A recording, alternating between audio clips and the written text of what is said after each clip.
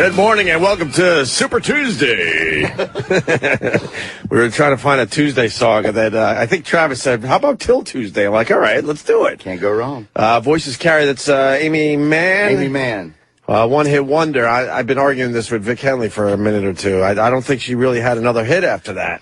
You said the second title, and coming up close, something. But yeah. Maybe if we heard it, I might know it. But they really wanted another hit from that band because she was so fucking hot. Everybody wanted to have sex with her back in the day. That's 85. Something like that. That song's been around a long time. That's 31 years ago for Voices Carry. For their Boston, I think. I think they're a Boston band. She's Boston. How would you know that? Just because I know weird shit. We've discussed this. I know the Boston bands, but I never throw Till Tuesday in that group. I think who's your favorite? Aerosmith or? I go Boston. I think. Yeah, Boston's good, especially the first album, and then a little bit of the second album. Third album, not so much. No, that's right. Third album, I think, had Cool the Engines. It's one of the best debut albums of all time. It's ridiculous. You know. Did you ever get into Boston, Jimmy? No, I mean I was aware of them and I knew them, and they were. I guess they were okay, but I didn't like them. Oh, God, that first... I love Kiss. I love Kiss. Fucking Hard Luck Woman is one of my favorite. I love anything Kiss. I do. I was a big Kiss guy. Fucking Black Diamond. Black Diamond's wonderful. You know? I thought we were going to talk about Boston for a second. Whatever. How do we get back to Kiss again? Because Jimmy steered it that way. Well, you know, I just like was only Kiss. offering my opinion. I wasn't a big Boston guy. I thought they had a cool album cover. Yeah. Kenny Panko once gave me $1 to draw it for him. I would trace it. Yes. Oh, nice. No, my friend ran for student council president, and we just put his name in the logo. Oh, really? We had a dude that could draw it perfectly. Oh, yeah. And he put my friend's name. Oh, yeah, someone stole it and took it home. We had the poster, like, vote for so-and-so, and someone took it down before a student council election because it looked so cool. Did you draw a lot of logos in school for $1? Once in a while, I make some pocket money. Yeah, I would make some money. Nice. I was doing a little bit of artwork. Guns N' Roses. No, this way before that. All right. Thank you for that compliment, but no. But now, hey, I'm just saying. I only did the VH and the Who. I couldn't do anything. Those were that's just two basic ones. I wasn't drawing the full fucking Boston album cover. You were talking about Daltrey though in '72. Speaking of the Who, 72. Yeah, I mean, doing birthdays are hack. I understand that, but you look down every day because we have the birthday list, and it's like some of these just bother you. Roger Daltrey's 72. Although then I told Vic, I feel like he should be older because he's been around our entire fucking lives. It seems like it. You ever hear My Generation? Tommy. And then on the other side, this can't be possible. Justin Bieber's only 22? Yeah. He's been around. No, I didn't know. Means Roger was 50 when he was born. 50. Good God. Yeah, good God. Bad Canada. Huh? Justin Bieber's Canadian. That's true. Whenever I think of Canada, I always think of good Canada or bad Canada, and he's bad Canada. Who's good Canada? Neil Young. Leonard Cohen. Paul Bernardo. He was a bad boy.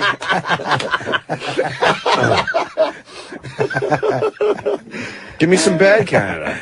Good bad Canada's Justin Bieber, Celine Dion, good Canada. And Murray's on the fence. Rush. On the fence from Rush is good Canada. That's what I'm saying. Good Canada.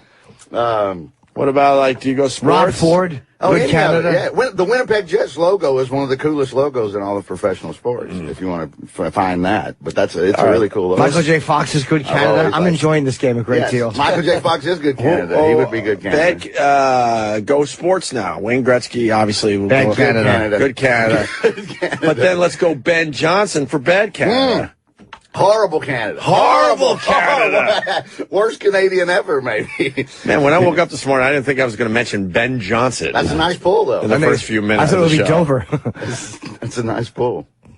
Bend over. Oh. I didn't know where he was going right. He lost me. Don't stupid me. I went Dover Johnson. I went Dover, Delaware. Dover I went Dover, Delaware. That's right. Of course it's Ben Dover. It was a Heine fucking joke. Yes, I get it now. And I should know that with Jim Norton. We're going to go to Heine fucking very quickly. Yes. I like to do that before 7:10. I hit it by a minute. Normally I'm a little earlier. So what's her name? Evangeline Lilly, who used to date actually Dominic Monaghan, who I like. There were a couple when Lost was being shot. She's so beautiful, man. She's good Canada. She was Kate in Lost. Yeah. She's fucking awesome. Yeah. I don't know anything else she's done. She's good. I haven't seen her in many other things. You're absolutely right. This is the good Canada list? This is just a list. This is just Canada. Oh, they should have it. Ryan Reynolds is good Canada. He's a good egg. He's fine. Oh boy, was Bob Kelly fucking drooling over him. That was really? so weird. Yes, I'm going to go through that fucking interview again and maybe put a little video together. Because he was staring right through him. And he admitted that he would blow him. Really? No Yeah. shit. You know how everyone, that stupid bit where, hey, we all have one person we could have sex with. And Then why narrow it down, right? Right, no shit. Really, I wouldn't play that game. That's ridiculous. And it's always a celebrity, but you know damn well in the end you would fuck up your whole marriage if you ended up having sex with your one. No, but you imagine if it was your hall pass. It's called the hall pass, hall right, pass, Justin? Yeah. But imagine if you had to pick with your buddies. What guy would you fuck if you had to? I don't want to fuck no guy. Which one? And then I'll pick it. Like I would take Ryan Reynolds. I'd probably take pick some musician. I'd take your John Mayer. Probably Larry. Who? He's the janitor. I would take Larry. Carl from down the hall. The janitor? Yeah. Yeah, because I mean, that's a definite possibility. Why him? I don't know. The way his pants fit, they kind of hug his cock. I mean, why would you take Ryan Reynolds? Why live in this fantasy world when you can have Larry? Let's pick something we Exactly. can do. He's always got like motor oil on his hands, and man, it works. It's attainable. That reaching for the stars is garbage. Exactly. Larry's a goer. You're not going to get Ryan Reynolds, but I might get Larry to spit in my asshole and have a go at it. Larry will drop that mop for you in a second. In a second. But, yeah, Bobby admitted to Ryan Reynolds that right he's to his face. one. He's his one. What did Ryan Reynolds say? He was flattered. He's okay with it? We were working out a blowjob. It was getting there.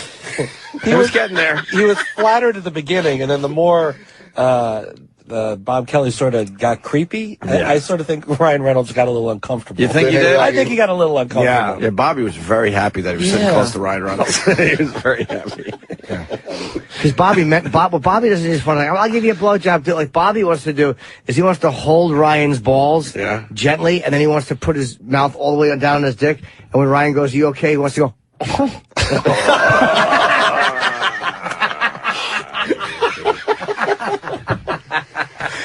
Oh boy, You're too silly. You're a silly man. You're a silly man. Crazy. I like the good Canada, bad Canada. I kind of like that. I've played the game forever. I kind of like that. It's not a bad game. Excuse me. Stupid Rush. Rush? You didn't like ever seen Rush? You never seen Rush? I saw Rush.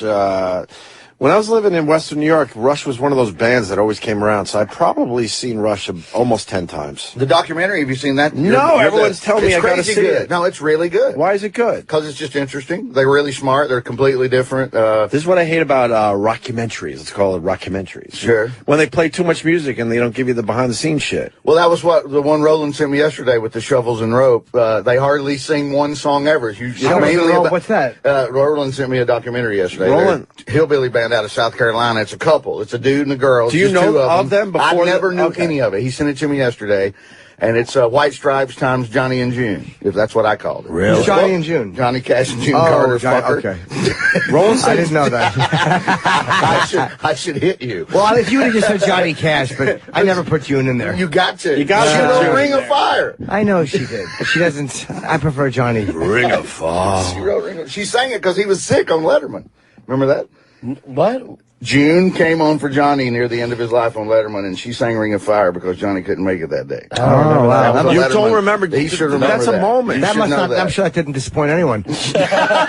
You remember your. It actually didn't. I don't remember that. You remember your stupid Steve Martin interaction, but you don't remember that. No, I don't remember that. She always came wanna hear on the wife. and sang a Ring of Fire for her sick husband. I'm pretty sure. Yeah. I saw Sabbath. I was kind of hoping Sharon would sing. If Ozzy was Let me hear. Let me hear I was going to this. say, how was Sabbath the other night? amazing. Right? I was a happy boy. I bet you were. Did anybody open? Yeah, they were really good. Called something Sons. Something. Songs. Yeah, not Rebel Sons. Or the guy had an amazing fucking voice. They had a big red sign with the begins with an R. Shit, can we look at- We stumped him. Right. No, I don't remember. They were very Rival good. Sons. Rival Sons. Oh, Yeah. nice. Okay. You know who they are? I've heard. I've heard the name. I hadn't either, and the guy was really. They were an odd band for Sabbath. They weren't like heavy. They were just Right. The guy was great. Very cool. Yeah. And you like that documentary because Roland sent it to me, and Roland will send me stuff saying this is great, but then he's trying to book somebody. It's just a couple. It's interesting. You liked it? Love story. I liked it. Yeah, I did like it. Okay. The June Cash thing might not have happened because it's not on the YouTube. I think it did happen. You would think it would be on the YouTube if he was singing Ring of Fire. I didn't just make that up. I didn't make it up. That was Joan Rivers interviewing Johnny Cash. Johnny looked young there, even though he had to be in his 50s at that point or late 40s. His television show was great. Do you remember? Hello, I'm Johnny Cash. Remember Mr. Ed? Mr. Ed. Yeah, but it sort of sounded like Mr. Ed. No, but it was great. It was really a good show. Everybody had the variety show back in the day. That's right. They did 69 to 70. Yeah. I think Carol Burnett had her show. If I was really nice and my daddy wasn't hitting me too much, he'd let me sit up and watch this. Your daddy hit you a lot? Oh, fuck, all the time. For what reason? Talking. Just talking? Doing the wrong thing, not listening. And then you end up talking for a living. I would think not listening was the main, But if I was a really good kid, I could stay up late and watch Johnny Cash when I was like 7 or 8. Yeah. Was it a variety show? He did bits? Yeah, they were sketchy, bad, like everything, I remember that the show was on TV, and I remember he would sing a tune or two, but I don't really remember the bits. No, look at how this is set up. Could you guys go back a little bit? Well, I was just watching that clip, and look at how Johnny Cash is set up.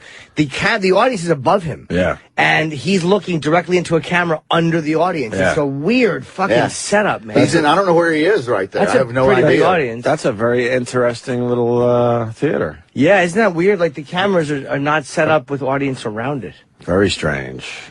Anyway. I don't know. Thank you, brother. So we start with Till Tuesday, I guess. A Boston band, according to Vic Henley. I believe. Maybe. One hit again. No, but I've been wrong. I was wrong already, Super Tuesday is here. Trump's going to do very well today, and boy, is it going to get interesting after today. The drunk guy's not leaving the party. Oh my God, this is fucked up. This is Andy Kaufman. That was Andy Kaufman and June Carter right there for a second. So you lost me on the Johnny Cash show. Yeah. That threw me for a minute, but anyway. But you're Cersei Latka. So Trump's going to win probably 10 out of the 11. I don't think he's going to win Texas, but he's got a shot at the other 10 today. Well, good. And then what happens? It just keeps going. Ted Cruz keeps saying, I'm the only guy that could beat Hillary, and no one's listening to him. No. The establishment doesn't really like Ted Cruz either. None of his fellow senators are even endorsing him. Kathleen Madigan and I were talking about this last week. A brilliant, funny comedian.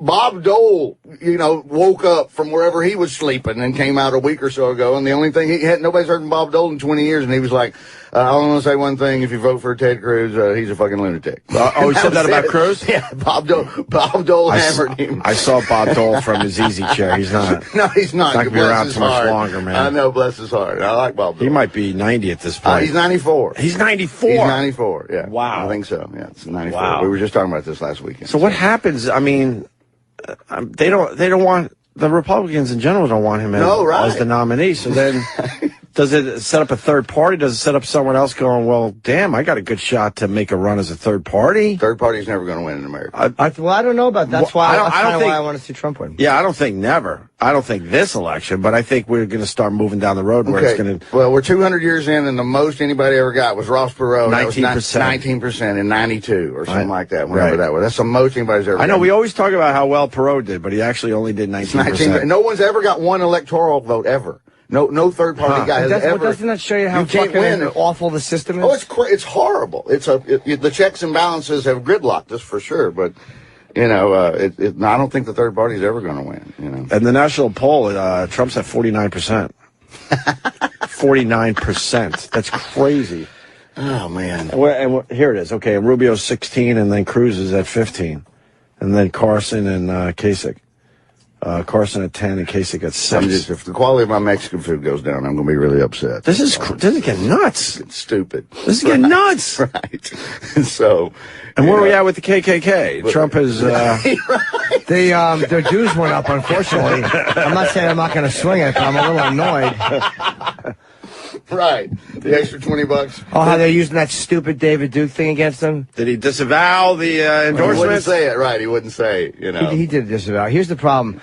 Every one of these guys has awful people voting for him. Can we stop pretending? Like, why don't we see who had the most? Like, literally, if fucking, I don't know if I said this yesterday, but if let's say, whatever Republican gets the nomination, whatever one it is, the KKK is voting for that guy probably over the Democrat. Sure. Because of the guns. Right. Just for guns. Sure. Yeah. So I guess you should never vote for a Republican because the Klan will typically stop it. Right.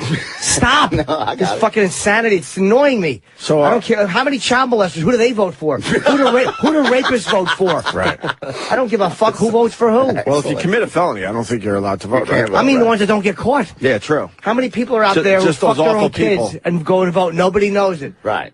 No, I love it. I love your angle. And there's It's beautiful. something you're saying. Okay, you want to do NAMBLA is much more likely to vote for Hillary Clinton because she has a much probably more liberal stance on the death penalty or on crime or on things like that than a Republican would. So I guess okay, Trump can get the Klan and the pedophiles will go to the Democrats if that's how you want to break down who we vote for. Stop. It's just Yeah, easy. there you go. Let me ask you this, That's a good though. angle, Jimmy. Let's go with good old Joe the voter. Joe the voter somewhere. No, who's Joe the voter? Just I the- hate him. Just a regular Joe the voter somewhere out there in some state, and he wants to vote for Trump. But then he hears that the KKK is supporting Trump. Does that make him change his vote? Wait, right.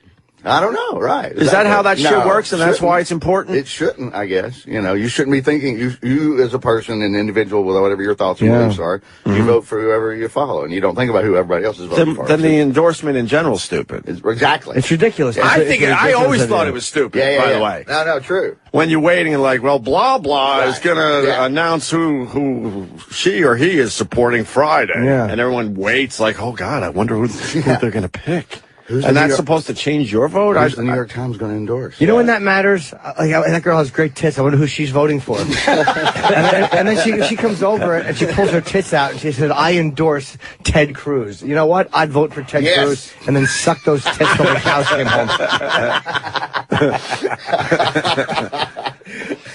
But it's getting nuts at the Trump rallies. What, a reporter was slammed to the ground? I kind of like when a reporter is slammed to the ground. Why do you? Yeah, why and not? I they're kinda hateable. like that. They're hateable. And in a lot of cases, they're hateable. That's why. Maybe this guy didn't do anything That guy wrong. does not look I like a should- problem, though. Maybe I should. He was a photographer. He was the photographer. He looked left like his pen. He looked like he looks like a hip version of Kreskin. Yeah, he does. He does. Kreskin, Why did I wow. throw A him young out? hip Kreskin. A young left his Kreskin. Huh? Because he left his pen. What do you mean he left his Like the pen? photographers are, getting Oh, off. I swear to God, I think you meant writing implement. I'm like, where did he leave it? Yeah, that's what I thought too. No, I'm I like, boy, was with you. that's a rough punishment. There are people They're who don't really like strict over there. We don't like writing implements. You're a little queer. I was exactly thinking what you were He saying. left his pen. He left Oh. his pen. I was Yeah. like, what? So he's trying to take photographs of these Black Lives Matter protesters getting kicked out. Yeah. And so I guess he wanted to get closer. So he left his... But the fucking security, that's ridiculous. That Yeah. just looks bad for Trump. That's Yeah. ridiculous. Although, or That's for Secret whoever's- Service. Is that? Yeah, that's Trump's got Secret Service now. Yeah. Yeah, he's had Secret Service for a little while. Why did Black Lives Matter got thrown out? Yeah, they kind of made their way into that particular rally. Valdosta, And Georgia. then later at another rally. God, there's only 11 people in A Valdosta. bunch You're of black looking at students. everyone that lives in Valdosta, Georgia, right there. Right there? That's the whole goddamn county. As far as black people go? Well, everybody. I'm just saying, it's a small town. It's a There's tiny, fucking tiny nobody's county. there. Travis, what happened later? Later at another rally in a different state, I think Georgia or Virginia. Bradford, yes, another 11 people live there. This is every college town I've played. 30 black kids got kicked out of a Trump rally. They're saying that Trump asked them to leave before the rally started. Trump's saying that's not true. Oh. Well, then why are they leaving? Well, I think the story is that they were asked to leave probably because of what had happened earlier, and that Trump was worried that it was going to happen again. You can't start throwing people out of rallies though before anything happens. It's he said, she said. So I don't know, who's telling the truth. Well, I mean, these things have gotten out of control, these rallies. They're crazy. They're one big party. Have you ever been to a political rally for anything? Oh, God. Ever? Hell no. No, that's what I'm saying. Anybody who goes to anything. It's become the thing to do, What about especially you? the Trump rallies. What about you, protester? Have you gone to join in any kind of rally to vote for anybody? No, I marched on Selma very recently. I saw you there. And I was involved with a few of the Vietnam protests in '71. 71. No, I don't fuck ever. No political No, rally. who would ride? That's what Not I'm at all. saying. I don't know anyone that's ever done anything like this. Look, I'm wrong because when these rallies started getting huge for Trump, I started saying that a lot of people are going there just because it's the place to be and it's kind of a party scene. But these numbers are just out of control now. So, you know, in the end, most of these people going to the rallies are absolutely voting for Trump. I thought there was a big part of those crowds that were just there because Trump's in town and it's fun and it's a place to be, and he's almost a comedian up there. Yes. Yeah.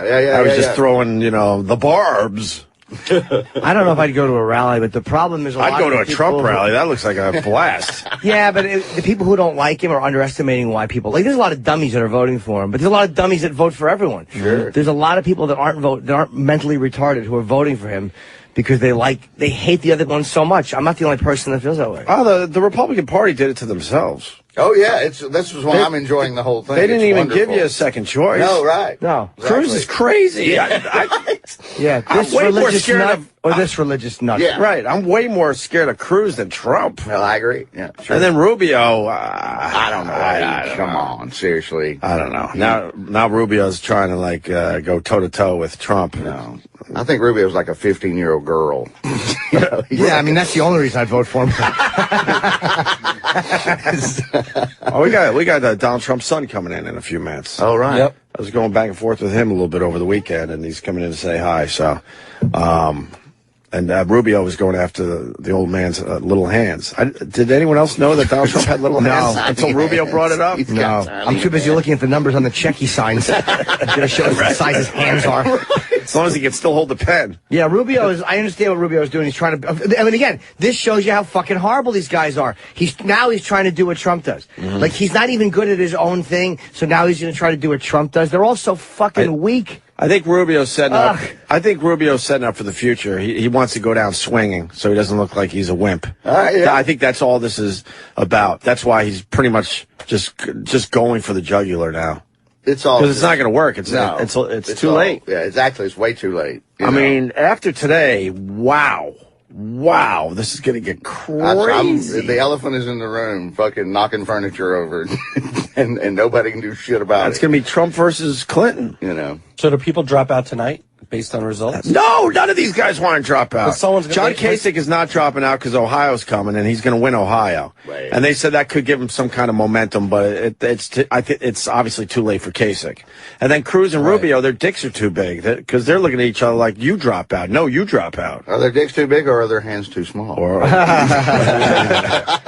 Rubio's ears are too big. We know that. Yeah. I love the fact all these people are panicking.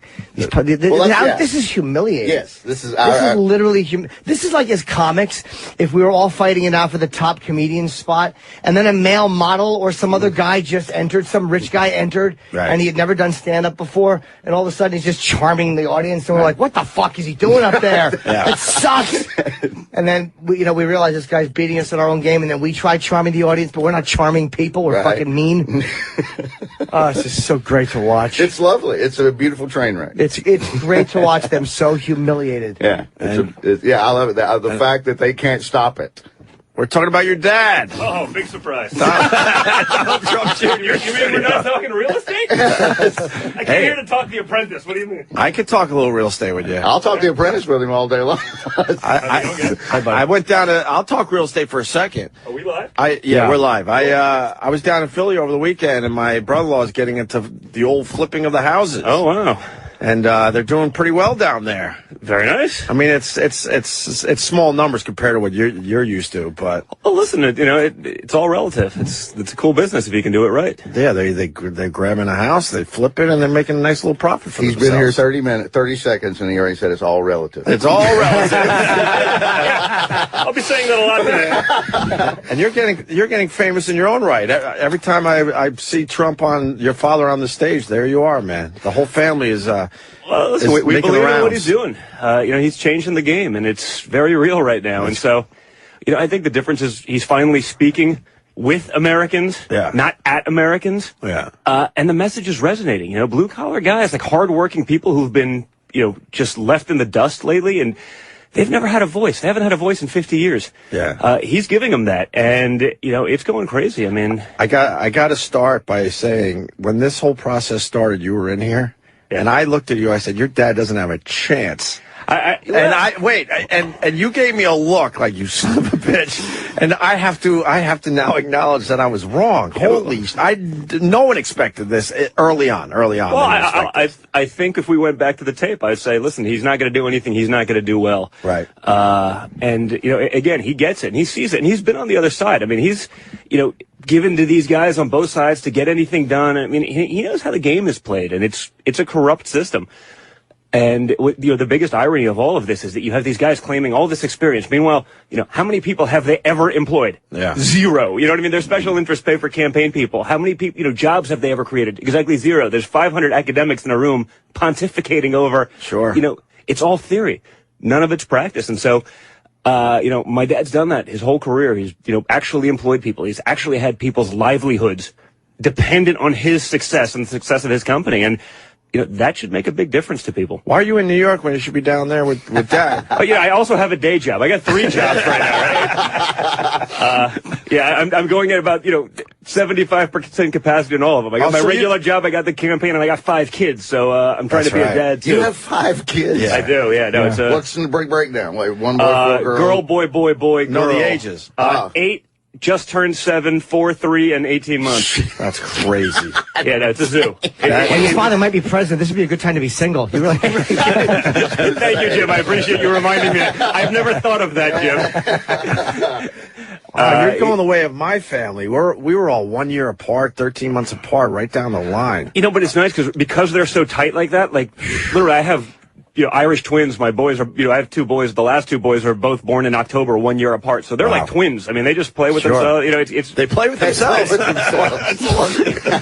Yes, not the way I meant it, but yes, I like the double entendre. Where are we at with the KKK thing? Your dad... Honestly, it's such BS. Like, give me a break. I agree with you. I saw him, after the debate, we walk into the spin room, 300 reporters are there. What about... He goes, are you kidding me? Like, he said it 400 times. He said, but the media, it's never enough. We'll ask the question again. We'll ask the question again. We'll ask the question again. Eventually there's a faulty earpiece. He's like, what? And it wasn't like, well, I don't renounce. It was like, I don't know what you're talking about with the David Duke. It's ridiculous. It's almost like they're trying to make it seem like they've had conversations about this endorsement. I mean, and it's not even an endorsement, apparently. It wasn't even, so it's been this fabricated nonsense but then of course everyone runs with it. I mean, they're trying to marry him to the Klan because they can't get him on anything else. Nothing else stays. So they're trying to pin with Ted Cruz and the tax returns. Well, maybe that would show mafia. A 20,000-page tax return. It's good. There's a disclaimer in there about mafia ties. Like, how stupid are people? And that's really the point. Like, I don't think people are buying the nonsense anymore. I think my father's filtered. He's called these people out for what they are, and they're basically, puppets of the guys that are writing their $5 million campaign checks. What was the thing about Cruz said about the New York Times has a tape of your dad, but it was off the record, and only if Donald Trump says it's okay to release it, they will release it. The Cruz was saying this during a press conference. I literally have no idea what they're talking. It was on immigration. Thank you, Travis. Yeah, that he doesn't really believe all that stuff he's been saying about immigration. Listen, I think it's... And Cruz is like, before Super Tuesday, you should allow the New York Times to release this audio. Well, as I say, I don't think Ted Cruz is ever going to push around my father, first and foremost. I mean, give me a break. Of course. Secondly... Is there a tape, though? I don't even know what they're talking about. But it sounded when you're talking about immigration, shady. It sounded shady as fuck. Who talked about immigration first? Who brought this issue to a head? Now Ted Cruz is like, I'm going to build a wall too. I'm like, I did once. I did the Tonight Show with your dad, and when he walked in the room, I was talking about immigration. He goes, "What are you talking about?" I'm like, "Please, I'm talking." Yeah. I'm getting something done here. My thought. I mean, writing down notes. Remember, in June when he brought this up, it was taboo. You couldn't even touch it. God forbid you actually have a real conversation in politics. I mean, that's the thing. They like to talk about all these things. It's all optics. They don't actually do anything. Yeah. All talk, no action. I don't know if it was the fact that he mentioned it or the way he mentioned it, but I think the way he mentioned it was inflammatory. But what people like about him is he doesn't back off, even if he says something that people don't like. Listen, I don't disagree with you, Jim, but in all fairness, there comes a point in time. PC is nice, and being friendly is nice, and smiling and pretending everything's okay is nice. But then there actually comes a time where you need to break out the hammer. Okay, there comes a time where you actually have to act, where you actually have to do something, and sometimes you have to take an aggressive position because the situation you're in is a bad one. And, you know, pretending that it's great and being happy-go-lucky, looking at the world with rose-colored glasses is awesome if you're in kindergarten. But, like, sometimes you got to be a man. You got to step up and say it. And so a lot of these issues, my father's the one that brought them to the forefront. He was the only one willing to discuss them. And now everyone's doing well, me too, I feel that way too. And, you know, no one buys it. What do you think of, go ahead, Jim. No, I was going to say we've seen him, like, I'm voting for him. We've seen a lot of stuff, like, no one thinks he's bullshitting about dealing with certain things a certain way or being aggressive. But the one thing I haven't seen from him, and I'm sure he has it as a person, is empathy. And no one has seen that part of him, which as a president, you kind of, it sounds corny, but there are those times where whether it's Obama with school shootings or Reagan when the shuttle exploded, the Challenger blew up. Right. Well, listen, a lot of the stories about, you know, his empathy throughout, like whether it was, you know, raising the money for the vets, you know, actually, by the way, highlighting that issue, you know, about how poorly they've treated and what's going on with the VA system. You know, the things he's done for people, you know, out of generosity over, you know, the course of his career, whether it's, you know, the kid from New York that was in California, needed treatment. He sent his private plane to bring this kid back because the airlines wouldn't fly. You know, he's done that his whole life. Now, maybe I'm biased because I'm his son, so I see him as a father.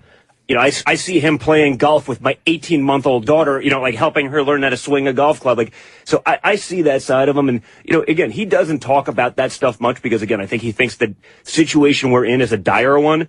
But, you know, honestly, there's no one more warm than him in many respects. I mean, you guys would enjoy it. Like I always say, every family dinner that's not on video is like a missed opportunity for like comedy. I mean, it's like this room. It's great. And he has that sense of humor, that personality. I mean, he's a warm guy. And the difference that he's also, you know, I talked about it a little bit earlier in terms of giving a voice to the little guy. You know, he's done that his whole career. I mean, he'll spend more time on the job site talking with the guy that's putting up sheetrock. And by the way, you could call in any contractor in New York or, you know, or the guy, you know, pouring concrete, and he'll spend more time with them and listen to their opinion about what's going on, what's happening on the job, what's happening generally, than he will the guy with the MBA who's supposed to, you know, from Harvard, that's supposed to be doing it. I mean, he's always given a voice to those guys. I texted you after the Barbara Walters thing. That came across great. It really showed him as a man and someone that cares about his family. Well, that was Jimmy. That's what. Yeah, that piece was looking for the warm Trump. That was the warm Trump. It was about an hour. Yeah. The whole family was there, pretty much. You know, it's interesting. I mean, he doesn't like to talk about it, I think, as much you know, as he probably should. Because again, I think he's so used to that sort of business mindset where, you know, that would appear to be weak or something like that. But I mean, he really does have a warm side. I'd love to see the 18-month-old. That would be the greatest thing. And no, everybody loves grandchildren melt the most icy exteriors of anyone, and I would love to see him. I'll show you guys. I'll show you a picture. It's probably not a great segment for radio, but no worse than the ones we've done in the past. In all fairness, you guys set a really low bar, so you know. I was going to say, but, you chose this show, dummy. Yeah, and I gave you guys a lot more. I'm calling into CBS. I gave them exactly 3 minutes. I'm here for like 45 minutes. That's how stupid I am.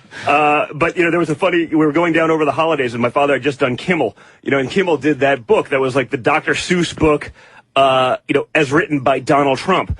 Right. You know what I mean? It was really funny. You know, the book was called Winners Aren't Losers. Yeah. You know, by Donald Trump. And, you know, so it's a joke. And, you know, the people who missed Kimmel, I put it up on my Instagram and they're going crazy. But it's like I got a picture of my father reading to my 18-month-old, like, you know, winners aren't losers. You know, nice. That is nice. That's great. And so, you know, he can relax and do the, you know, that's like a real smile. That's what I'm saying. That's granddad. That's he does that. I mean, he can be a real granddad too. And so, you know, I encourage people to see the Barbara Walters piece. I'm not a big fan of Barbara Walters in general, but she did a good job. I didn't see it. And then your father's at a desk with the grandkids literally just climbing all over. There's a lot of them. I mean, there's 7 right now, and Ivanka's she's about to pop. She's due in 2-3 weeks. So wow.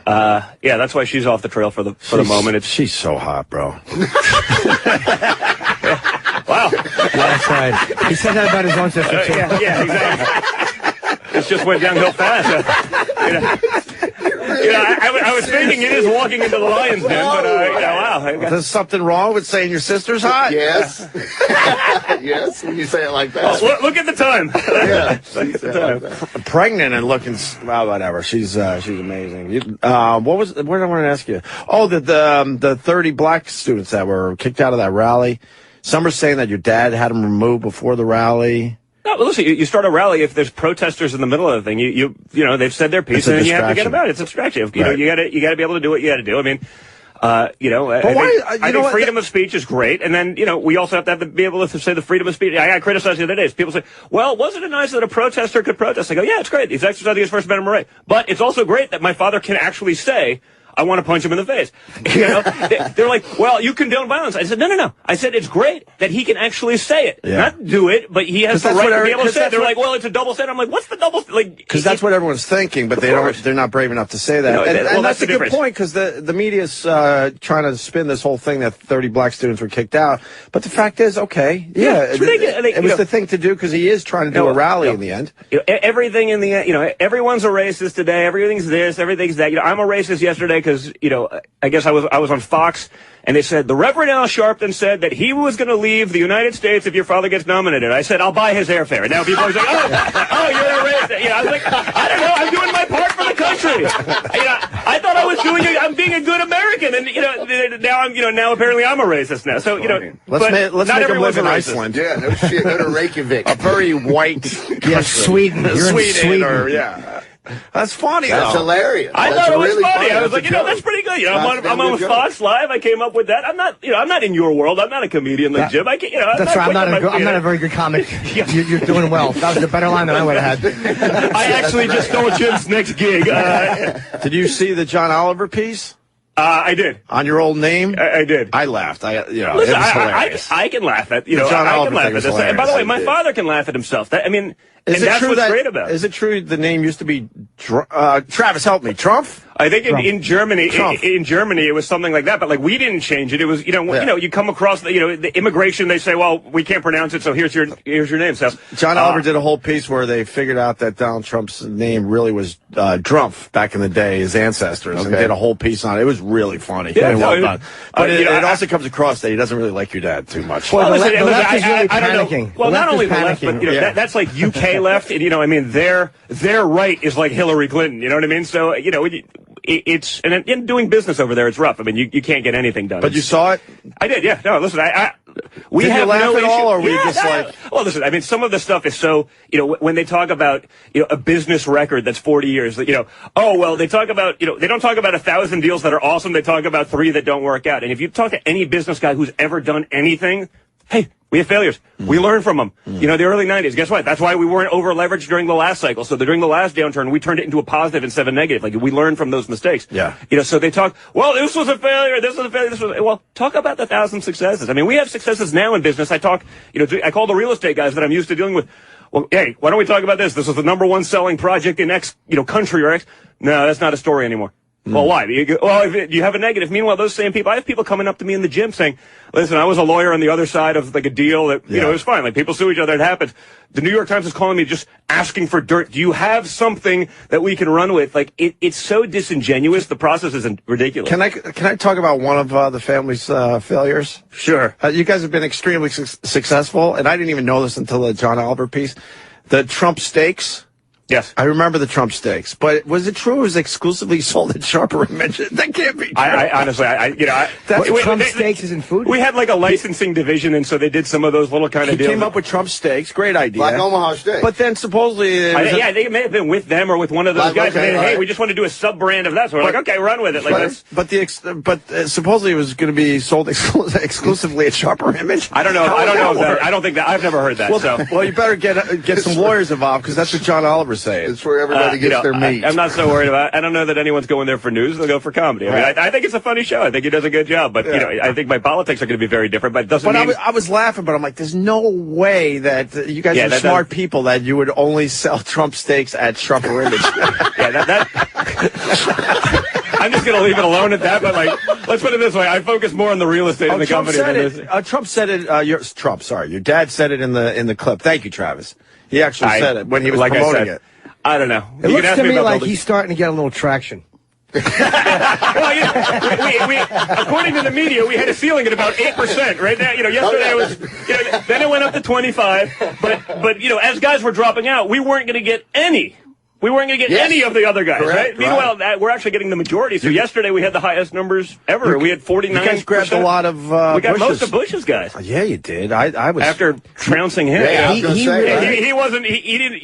he didn't think he was, that was going to happen. He really ripped Jeb Bush's clothes off. I've never seen that done to a politician, where it was a breakdown of who this guy is. When he said he's low energy, Jeb Bush's whole thing began to be proven I'm not low energy. Like, it just ruined it was so accurate and such a great shot. It was total demoralization. And by the way, when you think about it, Jeb spent 6 times more than what we've spent. Like, so, I mean, that's perhaps the best testament I can say as a business guy.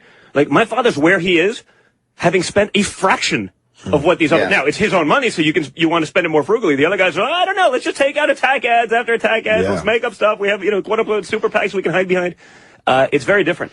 Because their ads are not getting quoted. Like, their ads are typical of what they do. And then Trump one time, but he's just talking honestly. Whether he's right or wrong about things, he's saying what he thinks. Sure. And that is what people are kind of going to. And that's what people are liking. And that's what's getting replayed. Not some boring attack ad that we've seen 500 times, but just a guy speaking and going, shut up, you're losing. Yeah. You have 3%. You have 3%. Yeah. My personal favorite of the campaign was, Jeb, you're about to fall off the debate stage. You started off here.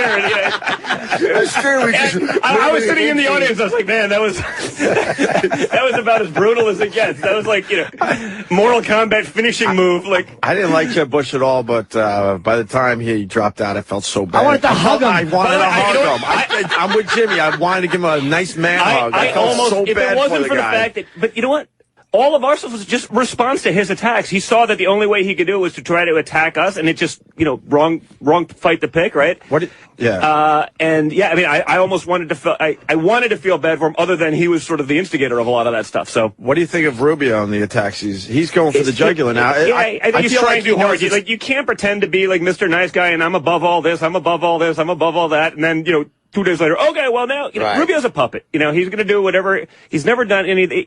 What I love about all of these guys, really, I guess certainly at least the 2 senators, these guys were the first guys saying, what is Obama doing? He's a half-term senator. I'm like, you're a half-term senator. What experience do you have? It's sort of embarrassing, but it's the typical politics, do as I say, not as I do. What's great about what my father's doing, I think, is regardless of what happens now, he's changing the game. I mean, the American public has woken up to how much BS is in this thing, how fake, these guys are. And I think it's going to change the playing field, frankly, forever. Absolutely. He's rewritten the history books on how the game's going to be played. And, if he can encourage more people who've done stuff in the real world, who've done, accomplished things, who, can actually maybe get something done. They talk about your father has no experience. Oh, really? We haven't done thousands of deals all over the world with people of different backgrounds. Well, he's too brash. It's like, wait, you think that you can have a 40-year career without being able to work with all sides? Mm-hmm. Well, he said this. It's like, it's so stupid. Like, I sit back and I laugh, but at the same time, I'm a son, so it's more frustrating. My father, it's water off a duck's back. Yeah. I sit there, I want to start strangling people, but it's it's been interesting. Do you? What was I going to ask you? Something about? Does your dad really want to be president? Oh, yeah. Now that it's getting close? Oh, yeah. Now, listen, he loves this country. It's a hell of a job in the end. Listen, and by the way, the process itself is a disaster. And I mean, he loves this country deeply. I mean, he could sit back and play golf for the rest of his life. I mean, he's got some great assets. He can sit back and he would never have to leave his own properties, let alone this, and do that for the rest of his life. But the country's been so good to him. It's given him an awesome family. It's given him a great career, businesses, all these opportunities. He wants to open that up for everyone else. So he's putting himself through probably the worst process you could ever imagine. Yeah. Thankless in many respects. Certainly it's thankless if you don't win. But he's doing that because he wants to give back. He wants other people to experience at least some of what he's been able to experience. And, again, giving those guys a voice. I mean, if you're a hardworking American, like, you're the only group that's not even catered to by politicians anymore. Sure. It's like every guy, people who don't belong here, countries who hate our guts and would love to see us wiped off the face of the earth. Well, let's give them $150 billion and hope that they like us again. I mean, how dumb are we? That's sickening. How dumb are we? I kind of became even more isolationist over the years. Just giving away money to all these countries makes me sick. Well, they love to kill us, and we rather give them money, but we can't take care of our vets coming back missing limbs after serving. I mean, it's like if you were an alien coming here, you'd think like it was a joke. And it really is at this point. It's insane. How has your life changed in the last, I want to say, in the last, say, 6 months? Since it became like, hey, he's making an announcement to like, okay, now even he's beginning to get endorsements, or it's a very, very real thing. Well, we're getting some great endorsements. So it's, you know, and that's what's interesting. You're getting some, you know, Jeff Sessions coming out. He's never endorsed anyone. He's the foremost guy in immigration and, you know, Senate. And, you know, all of the, and, you know, yesterday we got, you know, Brian Francio of NASCAR with a bunch of drivers. We had, Oz and Tig, the two big guys from, you know, Benghazi 13 Hours, the guys that were there that were left behind by Hillary Clinton. You know, those guys are like, well, you know, we're coming out here because we know he wouldn't do that to us. He wouldn't leave us there. He'd be saying, okay, you know what? Go in, get him, fix it, you know. You know, we're getting real Americans, like, and blue-collar guys coming out and backing us. He doesn't care about a lot of the congressional and, you know, Senate endorsements. He's not even seeking them out. But those guys are saying, wait a minute, there's a guy that can actually get something done. So a lot of that's happening voluntarily, and it's awesome to see. How has your life moving. changed? Yeah, how have things changed for you? I don't know what you're talking about, Jim. Listen, it's not like we haven't been in the limelight. Certainly not to this extent, but you know, I guess I'm doing a lot more stuff like that, at least for the last few, you know, I've been a politician for 11 and a half days now. But going around the country and actually seeing people who really believe in it, who want to see change, who want to see, it's pretty moving. I mean, it's pretty cool. Are you going to go down the same road as your dad eventually? Because people are saying that you're doing great at these rallies. Well, you know, we got someone right on the phone. There you go. Was that a Trump Jr. rally? He should run for vice president. Well, that's up to your dad. Yeah, well, listen, you know, again, I think it's been cool. You know, Mark Halperin and Mark McKinnon. McKinnon ran, like, you know, Bush Senior's or G.W. Bush's campaign and stuff. And I guess they're doing that show on Showtime called The Circus, following all the campaigns around. And I guess he showed up last week to a rally that I was in like Elko, Nevada, and basically said something to the effect on Megyn Kelly, of all people. You know, that like, I may be the most gifted natural politician he's ever seen. And I've been in politics at that time. I was in for 7 days. So, you know, maybe there's a G in there. Who knows? Oh, but I see in your eyes. This excites you. It's fun because, you know, again, you do feed from the crowd. And when they see you're saying something that's so different than what all these other guys are saying, and you want to be able to do something. At the same time, you know, my father's been voicing his frustrations about this stuff since 2008. Certainly in 2012, he was really vocal. You know, he didn't step in there, I think, because, you know, we actually employ tens of thousands of people. I know that's a novel concept, you know, in politics, but we actually employ those people. And they've been loyal to my father for 10, 20, some guys 30 years. He wasn't just going to walk away. You know, I was 33 and, you know, I was 29 in 2008. Like, he wasn't just going to walk away and say, hey, good luck with my son. He doesn't know anything. But, you know, but now between my brother, my sister, myself, we've been in the company all, you know, minimum of a decade. I've been there almost 15 years. You know, he can step away and say, okay, you know, those people's livelihoods, their families, they're in good hands with these kids. They know what the hell they're doing now. You know, I can step away and fix this. So, you know, I think there's still a lot of responsibility to those people as well. He finally found some time. What about the White House? Could he handle living in the White House, knowing how he lives? Listen, you know, it's not easy to downgrade, but, you know, we'll have to. I think he'll be just fine. I would like to see him first day of the White House just throwing shit out. What? This from Abraham Lincoln? We got to add a couple more floors, but otherwise it'll be great. Yeah. All of a sudden a dumpster shows up outside the White House. That was Lincoln's easy chair. It's creaky. Right. It needs to be reupholstered. It's old. Have you met the sons or daughters of any of these other politicians that he's going after? Like, how awkward is that if you bump into, like, say, one of Jeb's kids or somebody else who's kind of in your... You know, it is what it is. I guess that's the one thing. I mean, I got the Trump gene of being pretty okay in uncomfortable situations. It doesn't really bother me. I just, you know, how do they treat you?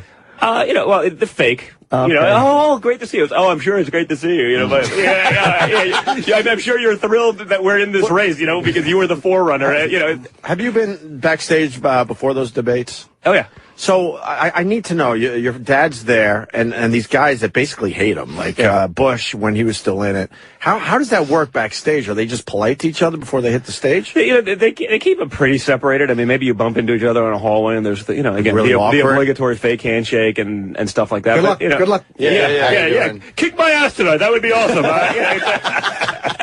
You know, it's politics. It's all phony. They're right? terrified of him. They're terrified of him because he'll say things to them that they won't say to each other. And that's what's kind of enjoyable to watch. It's not the shock value of it. It's the fact that they really do deserve to be spoken to like this, and they deserve to be dealt with like this, and they will not deal with each other like this. That's what's so refreshing about it. The last debate, which we didn't really talk about on our show, where it was Rubio and Cruz, the double teaming your dad. Wow. Listen, and I think he did great. And you know, the irony of it is, these guys have been doing this their whole lives. That's all. You know, they've from day one at Harvard, they were on the debate team, and they said, you know, my dad's been doing this for 5 months. You know what I mean? And he's winning, obviously, right? It's so funny. But then you see Rubio and Cruz, they attack each other all week. They hate each other. They're total mortal enemies. And then they're shaking hands behind his back, like, you know, because they're all establishment. What they're trying to do, honestly, regardless of who wins, they're trying to protect their little cadre. You know, they're the little group of Washington insiders, and everyone gets a turn to be president and to run. But what's ironic of all these things, and when you talk about the GOP, like, when they lose big time, they keep trying to elect guys that are totally inelectable in generals, that have no, you know, extreme whatever crazy view. And then they sit there and be like, there's no accountability for when they lose every major election. That, you know, they just sit there and keep getting paid and keep, you know, in the real world, that wouldn't happen. Well, in the real world, if you start losing every damn time, you get fired, you get replaced, and, you know. But it's like their own cush little system that everyone takes care of everyone else, and everyone's basically laughing their way to the bank. And you know who loses? The American people. Right. You said something in there I gotta expand on. So you say they're all bullshitters, right? The Chris Christie thing drove me nuts. Your dad has way less bullshit than everyone else. But all the shots that Christie took at your dad, and then he's praising him and now endorsing him, that's like, that's kind of messed up. Listen, I don't disagree. I think, you know, but the system is that way. Again, once you're then out, he's still saying, hey, I know Donald can get it done. I know he can do this. So, you know, I'll do what it takes to win, and then I'll adjust my tune. But in the end, he's still the best of what's left. And the famous thing, though, during the campaign, Chris Christie kept bringing up stuff your dad wanted to do and saying how. Just ask him how. Just ask him how. And now all of a sudden Christie's got the answer, saying, oh no, he's going to do it. And it just, but listen, it just shows that all these guys down there are just full of shit in the end. I know he's endorsing your dad, and that's a good thing for your dad, but. Correct. But like I said, I mean, we haven't been running around chasing endorsements because it's just that. Yeah. You know what I mean? It doesn't mean that much. You know what the endorsement we want? We want the hardworking American person. We don't want, and we don't even want all of those. Like, we want the guys that have just been pulling the weight, the guys who made this country great, and those are the guys that are coming out. I mean, those, you know, I'm in a rally yesterday that, you know, 13,000 people. I mean, they're literally like packed onto a football field outside. They have to set up speaker systems. You know, it's not a political rally. It's a movement. Yeah. You know, these other guys, you know, the number 2 guy, we had a packed house of 232 people. Like, that's how it used to be. No, but that's what it is. Right? It's what the Tea Party wanted to do. What he's doing is what the Tea Party wanted to do. Correct. Absolutely. Correct. Or any third party disenfranchised. You know, he's not saying anything that a lot of people hadn't said before him, but for some reason or another, everybody's listening. And he's bringing new people. He's bringing new people to, you know, the GOP. You know, when you look at you have record turnout. You have independents that are voting Republicans. I mean, in Georgia, I think there's one of the states, like 20,000 people left the Democratic Party so they could vote on the Republican Party for DJT. You know, you're getting real people, and they're like, well, I don't know that we want independents. It's like, what do you mean? Do you not want to win? Do you not believe in the message? It's so crazy. So, I mean, the irony of all these things is that you have, you know, 2 guys that, you know, fit the, you know, check boxes for, well, their minority status, and therefore they, you know, my father's the one bringing in new people. You know, he wins the Hispanic vote in Nevada. You know why? Because legal Hispanics who are here working hard and went through the process and are doing, they realize that, you know, the illegal immigration thing probably most affects them negatively. Sure. You know, I'm not competing with, you know, illegal immigrants for jobs. They are. Those guys are the ones undercutting it. What about African American youth? You don't think they're affected by that? You think that their record high unemployment rates, you know, are because of people like me? No. Yeah. You know, but the Democratic Party keeps wooing them. You know, those guys will eventually see the light as well and say, hey, wait a minute, maybe there's something to this. He's getting called a racist by a lot of people just because he said things that, I believe me, I've had this debate. Yeah, of course. So how does he fix that where he tells people, no, this is not what it's about? And they throw that label on you again because they know that label it's is a label on you of as an fear. ugly label. And, you know, I think maybe the best thing of what he's done, I mean, you know, that label, it's a disaster, but it's been thrown around so much lately. You know, Bill and Hillary Clinton were racist when Barack Obama was right. Everyone's a racist when it's convenient for the other party to call them that. You know, and now I think it's almost been overplayed. You know, there's obviously a time where it's not and where it's true and where it's real. You know what I mean? But it's getting so overplayed that people are actually saying, hey, you know, maybe we have to have real conversations. Maybe we have to discuss these things in like an amicable manner, understanding that there are, you know, issues and nerves that could be touched, but like. You know, I think that's the point where we're at, where it's like people are like, okay, here we go again. You know, there's that stuff. Let's brush it off. And you know, I mean, again, I was at this rally in Georgia, and you know, there's my father jokes, we won the fat people, we won the skinny people, we won the smart people, the not so smart people, we won the black people, the white people, we're just winning. That was really fucking funny. The people that can see through the nonsense. The not so smart people really made me howl. Yeah. Who says that? I mean, even shot jocks don't say that shit. Does he like guacamole?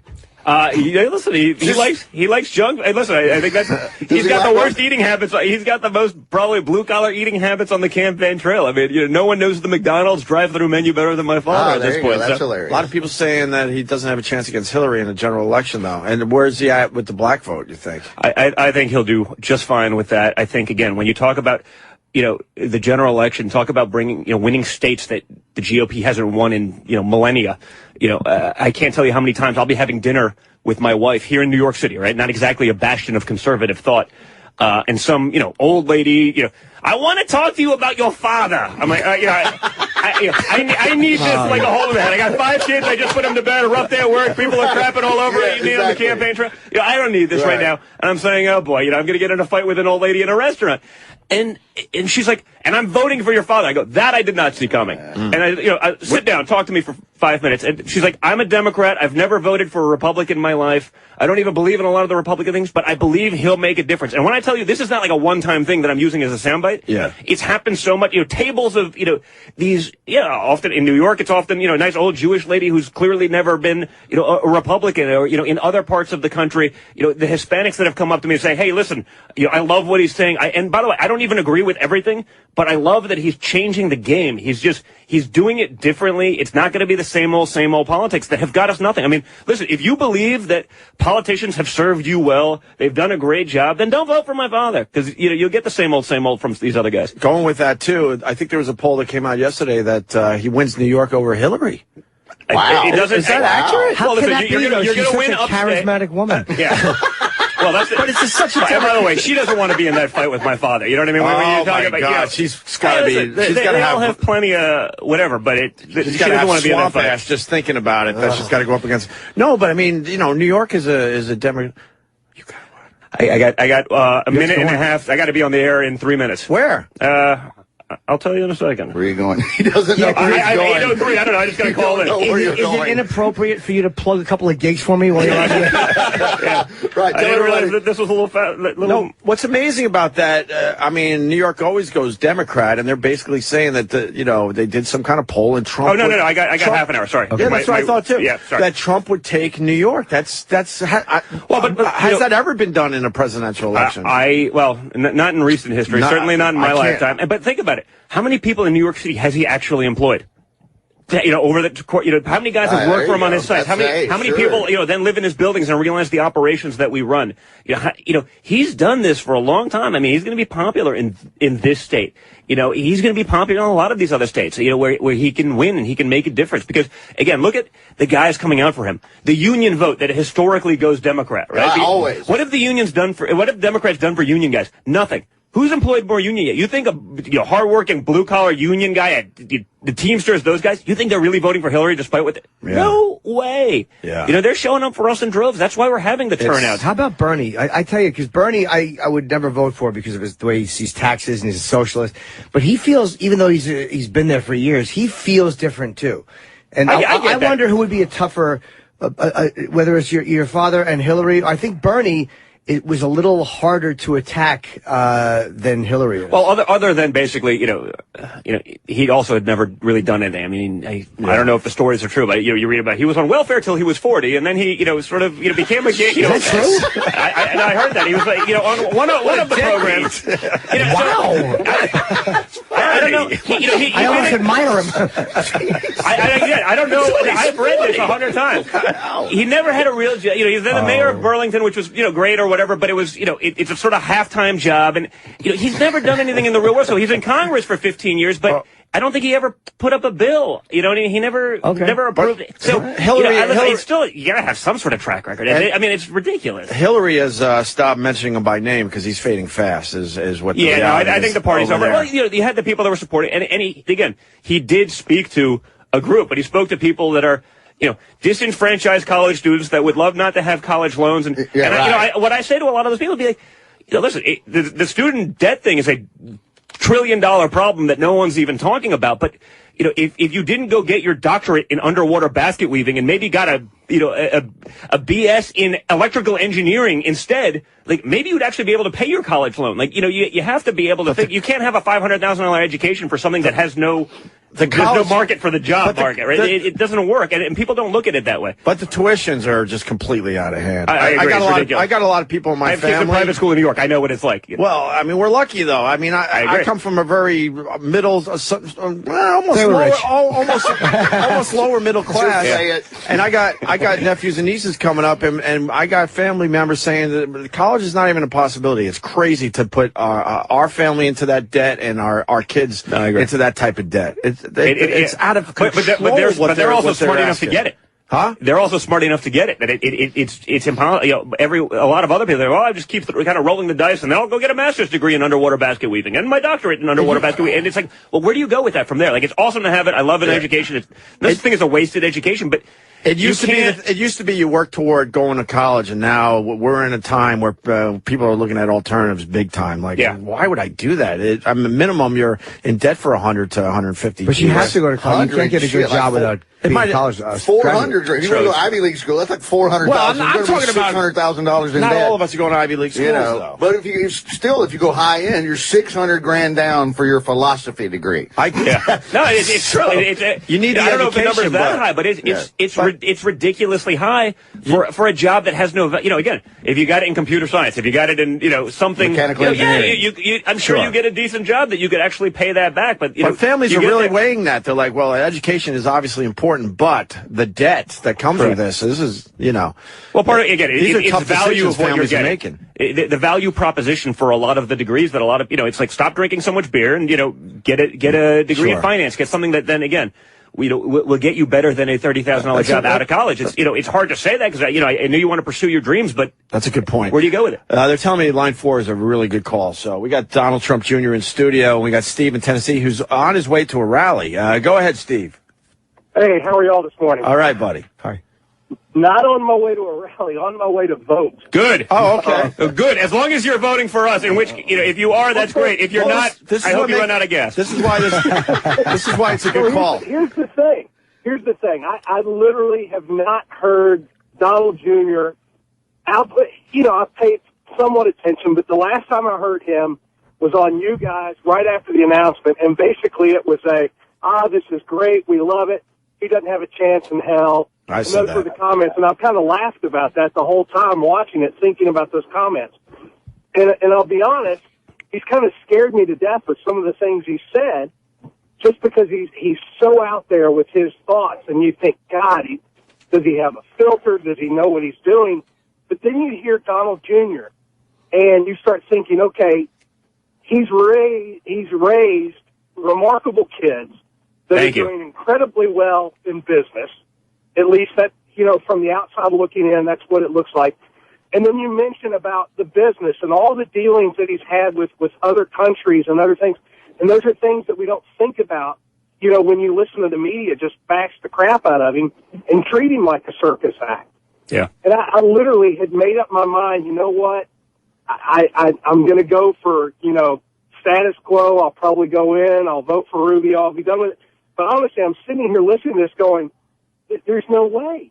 I've got to go vote for Trump. Thank you. And I'll say you're very compelling. They've got to have you out there more. I appreciate it, man. Well, first of all, that means a lot to us. That's the best kind of compliment I can get. I really do appreciate it. But, again, my father will never get credit for that, but those are the kind of things he pushed our entire lives. It wasn't, here's money, go do whatever you want, get out of my hair. It was, no, you will go and work. And, everyone said, oh, your son of a billionaire, what could you possibly do? All your fans, I'll get plenty of hate mail on my Twitter account later on it. But, it's true. I mean, my first job, I worked away from home for 2 months, 3 months, during the summer as a dock attendant, hooking up electrical systems and sewer systems. I'm the only son of a billionaire that's, I'm more comfortable in a D10 Caterpillar than I am on a, golf cart. Those are the kind of jobs that he made us do. So he also made us sure we understood what we had, not taking it for granted, to realize how lucky we've been. And so he pushed that kind of work ethic. And, again, that's the guy who he really is. And well, I laugh because you've told us over the years you flight coach. By the way, I still do oftentimes. There are times where I'm saying, now I'm taking a lot of red eye, so I'll fly business class more. But I mean, I still do it all the time. I mean, when I took my kids out on vacation, well, what sort of worked for me, but vacation for them, 2 weeks ago over President's Day weekend. Like, well, we're all flying coach, because guess what? There's nothing that annoys me more than, like, the 3-year-old kid in first class. That just, from a principal standpoint, you too. from a principal standpoint, that just pisses me off. So it's like, they got to learn too, and they don't always get to fly on Grandpa's plane. So the whole Donald Trump Jr. family's walking through first class. That must be a mindfuck for people. So he's with all the kids. That's what I'm saying. When I'm not in a suit, I throw on a ball cap and a flannel shirt, and I sort of kind of can go under the radar at times. Right. Well, sometimes they see it, they sort of give the look, and they're trying to figure it out, and by the time they do, it's usually too late. Where did you guys go on vacation? We were out in Utah. I had to speak at a conference out there, so brought the kids up that love to ski and stuff. So we took them over to Sundance, and beautiful. Yeah, it was great. Steve in Tennessee. So you changed your vote just listening to Donald Trump Jr. this morning. That's very interesting. My plan is coming together. I'm a flip-flop, right? I guess I was so much up in the air, and the only thing you ever hear about ultra rich kids is, and nothing against her, but Paris Hilton and things like that. You don't hear about the Trump kids, and I mean, you saw them in Apprentice, but what you guys are doing day to day, it's not in the news for the things that you shouldn't be in the news for, and I guess it just goes to point out that the media ignores that.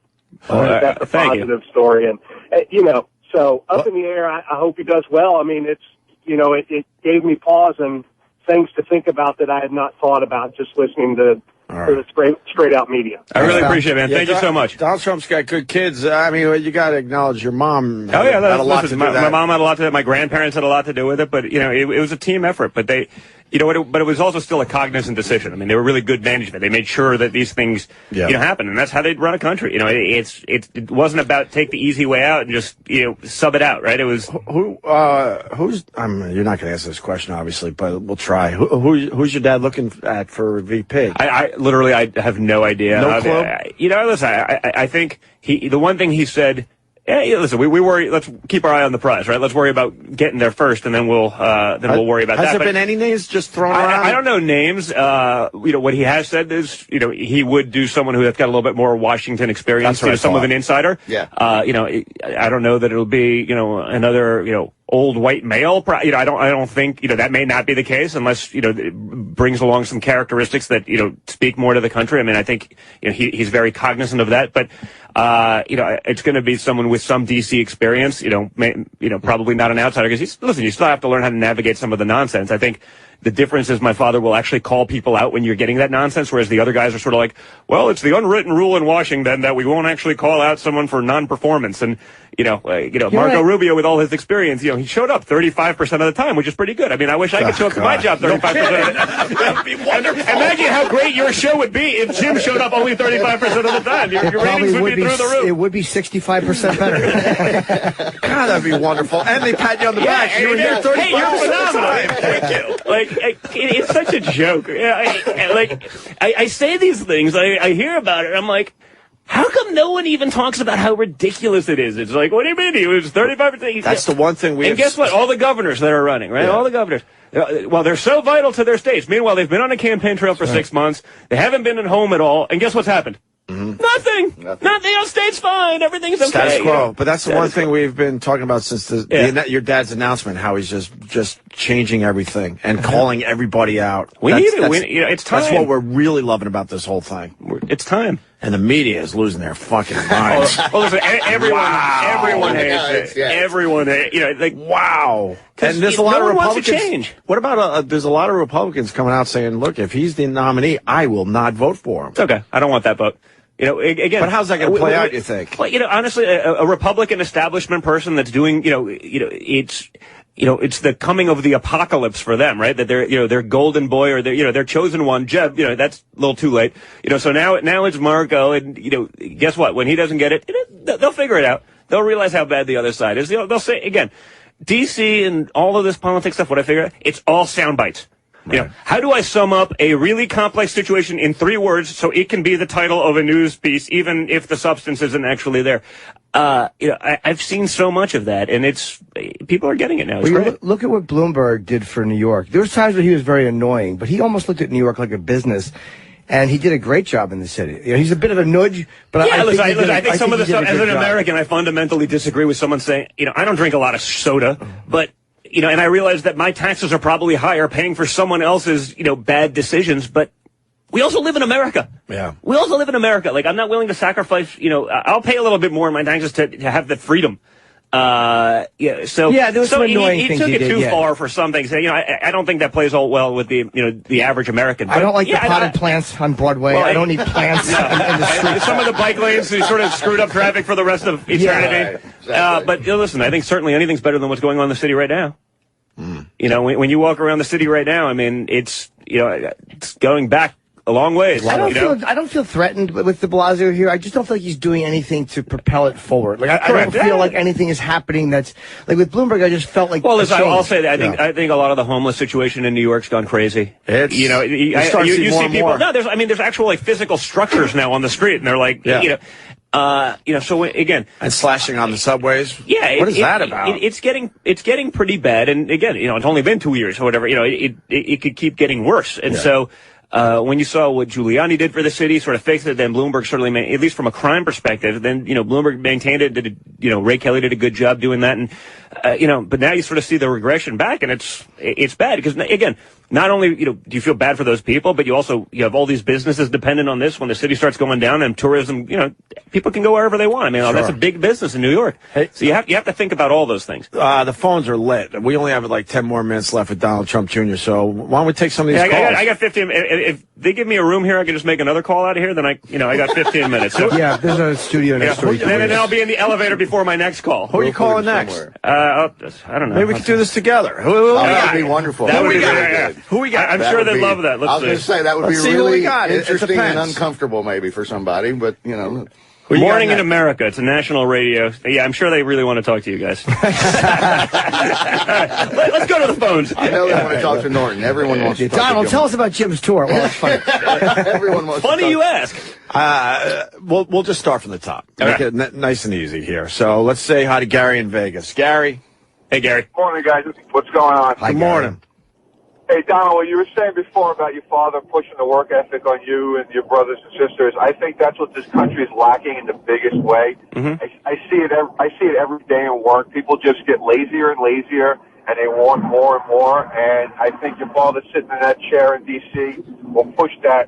You know, it's a step in the right direction. It's just what this country needs, man. Thank you. Yeah, no, it's a big difference. I mean, listen, welfare and a lot of these social programs, that's not a career. And it's become that way because there's so much fraud, abuse in the system. I see it. Guys I know that are contractors, they lose their top guys because the guys are saying, well, I can get on the program. I'll work 2 days a week off the books for cash. I'm net positive relative to what I was doing if I was working 5 days a week. Why would I do it? I mean, it's a terrible mentality, but I guess I can understand it, from a certain perspective. And, we don't do anything about it. And, we got to cut down that crap. And by the way, if we do, then we could actually pay for kids' education so that they don't have to do these kind of things. How many hours a week do you work, Donald? Listen, my job's an odd one, right? Because I can work all weekend from my iPhone if I have to when I take my kids somewhere. So you're working way more than 40 hours. That's the point I'm trying to make here. 60 would be a fair. When I first met you, I'm like, this guy doesn't have to work. Why is he working so hard? Listen, we got to know you. I do very well and all this, but we weren't trust fund kids in the sense. We didn't have I couldn't have gotten out of college and just said I'm never working again for the rest of my life. It wasn't even a financial option. Mm-hmm. But.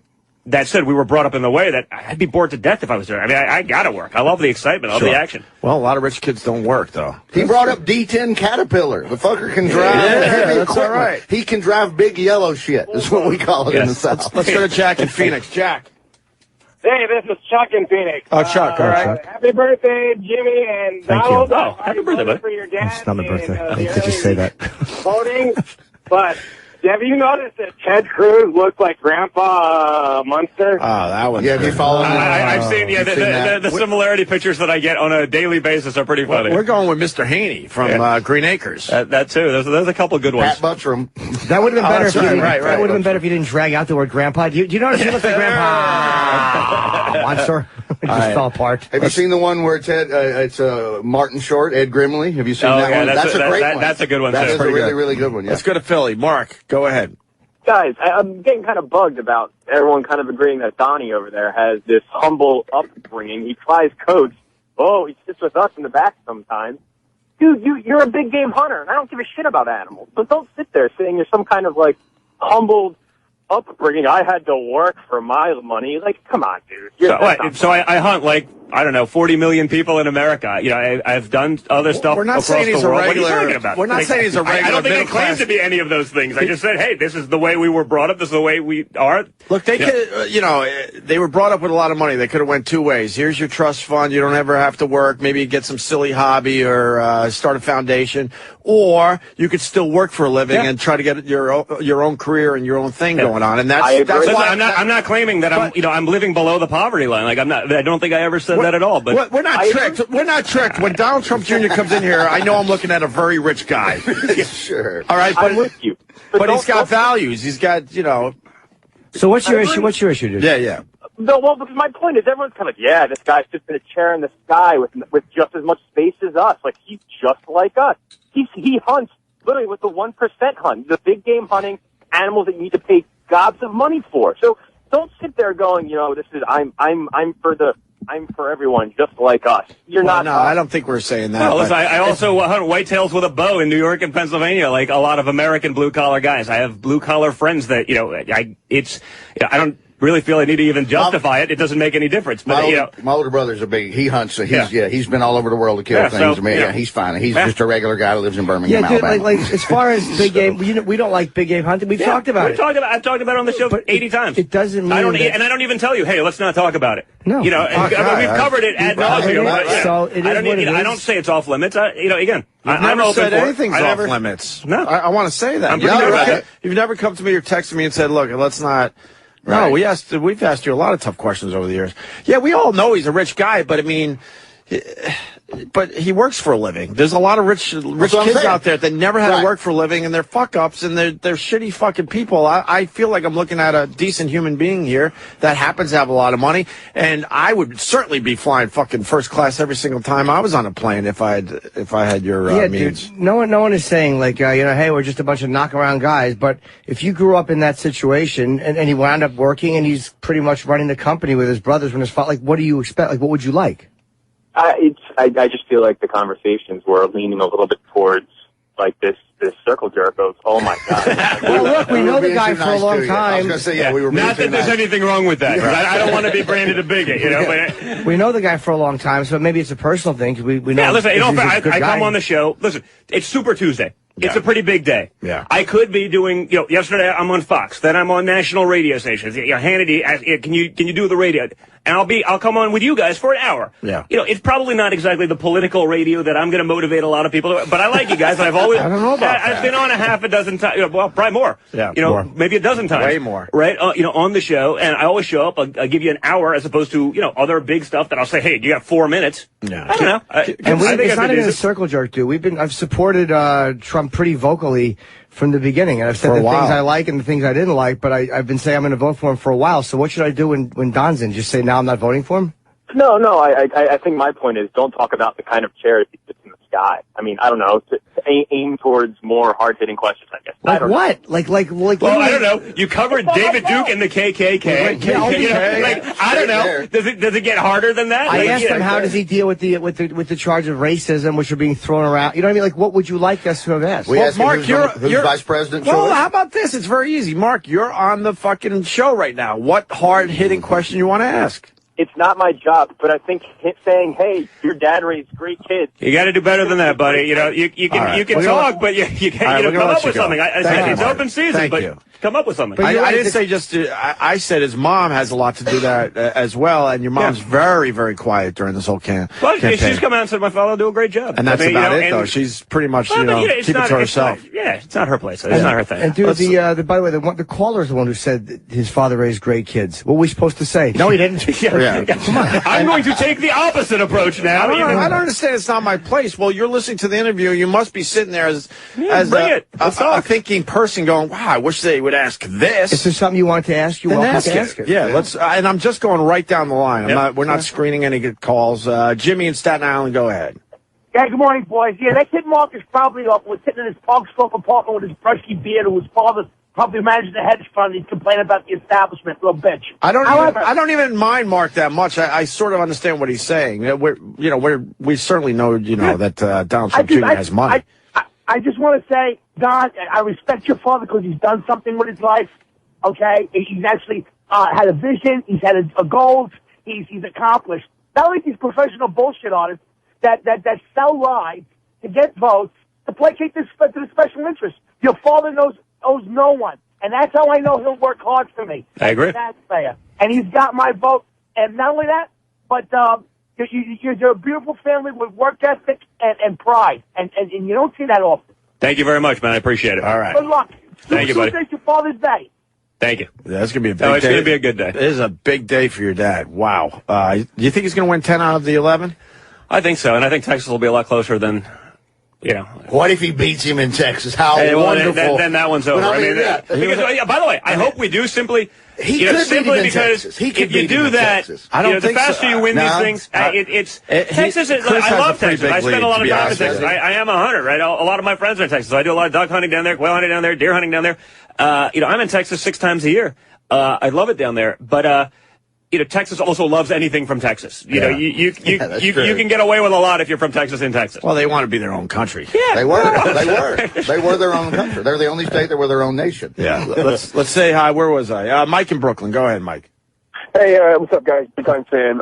Donald, you think your father will, as far as gun control, conceal and carry? What about for the United States? Oh, listen, I think he's been the most vocal person on the Second Amendment of all of these guys because, again, everyone in the GOP is going to say they're for the Second Amendment, yada, yada, yada.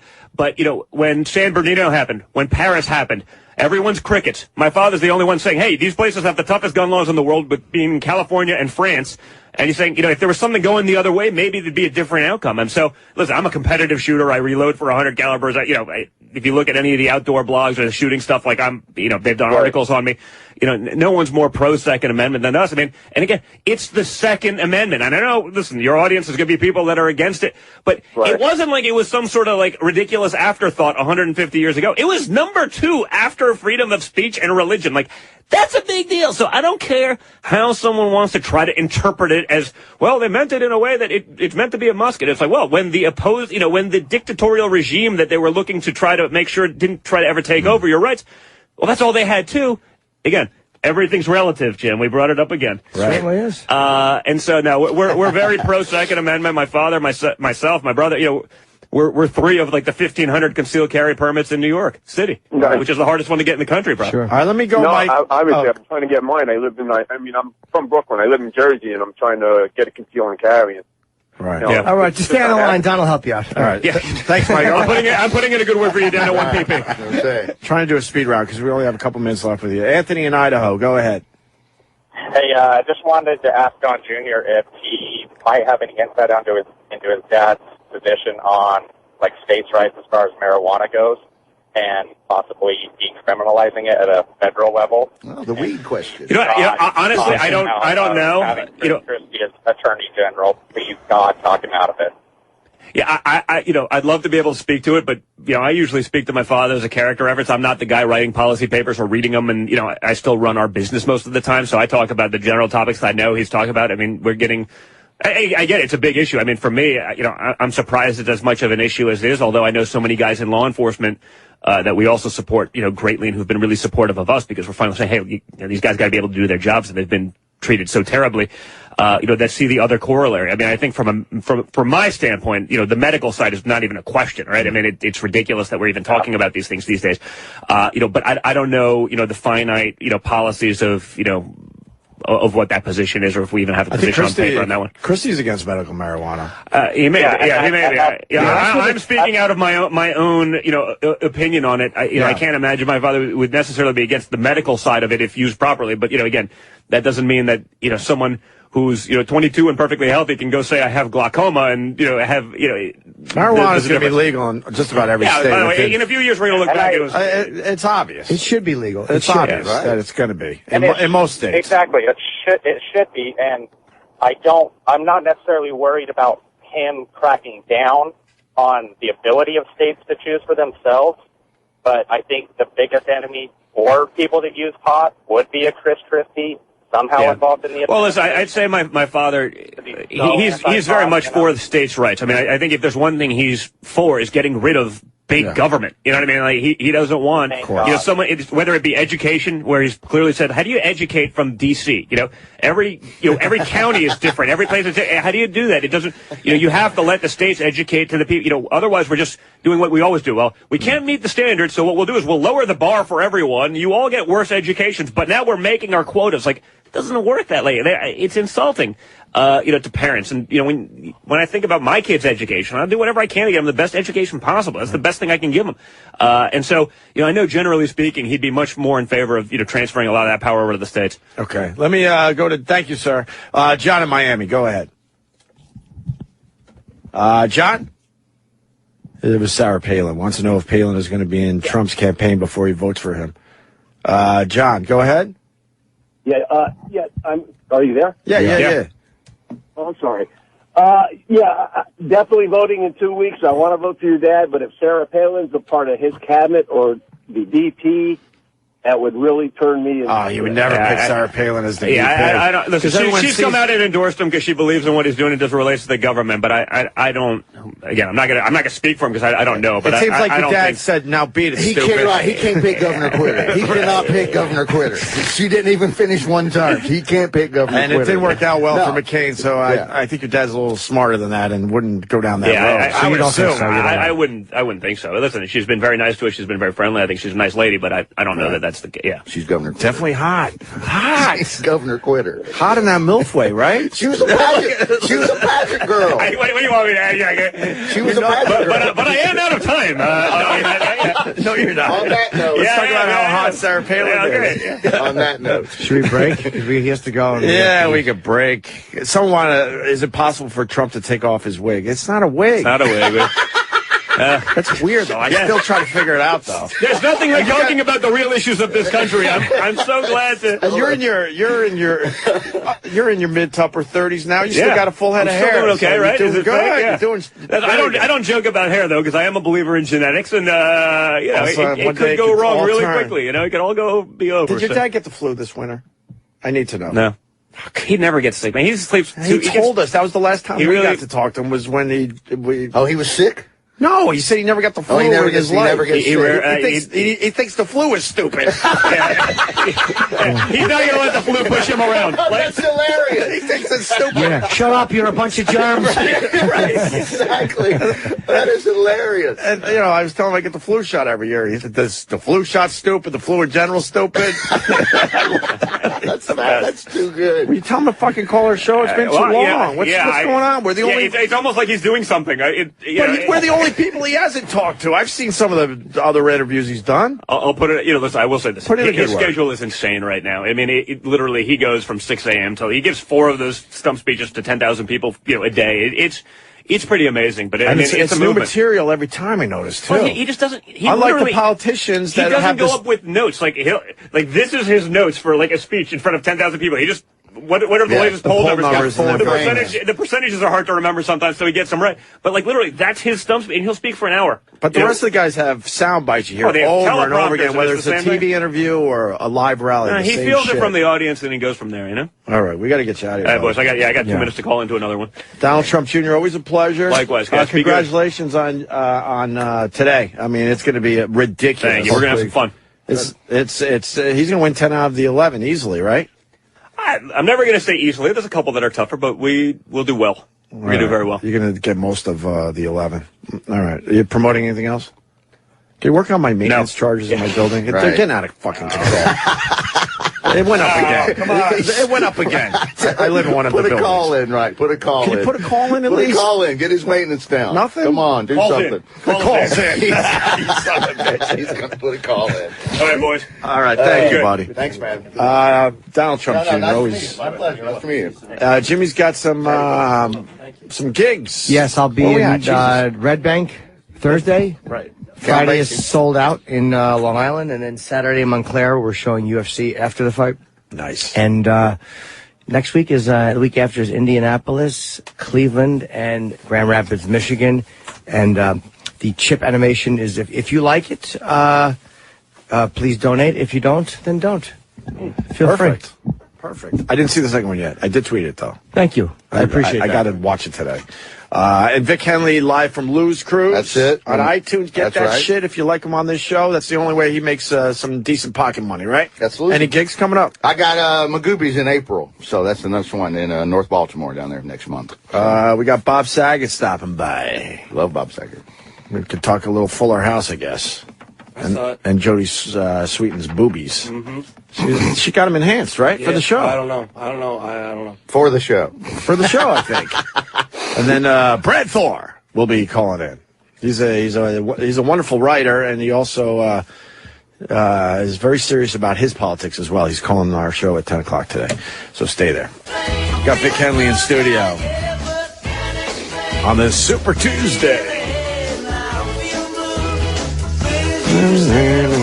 I'm surprised the Oscars second lowest rated ever with 34 million viewers. Yeah.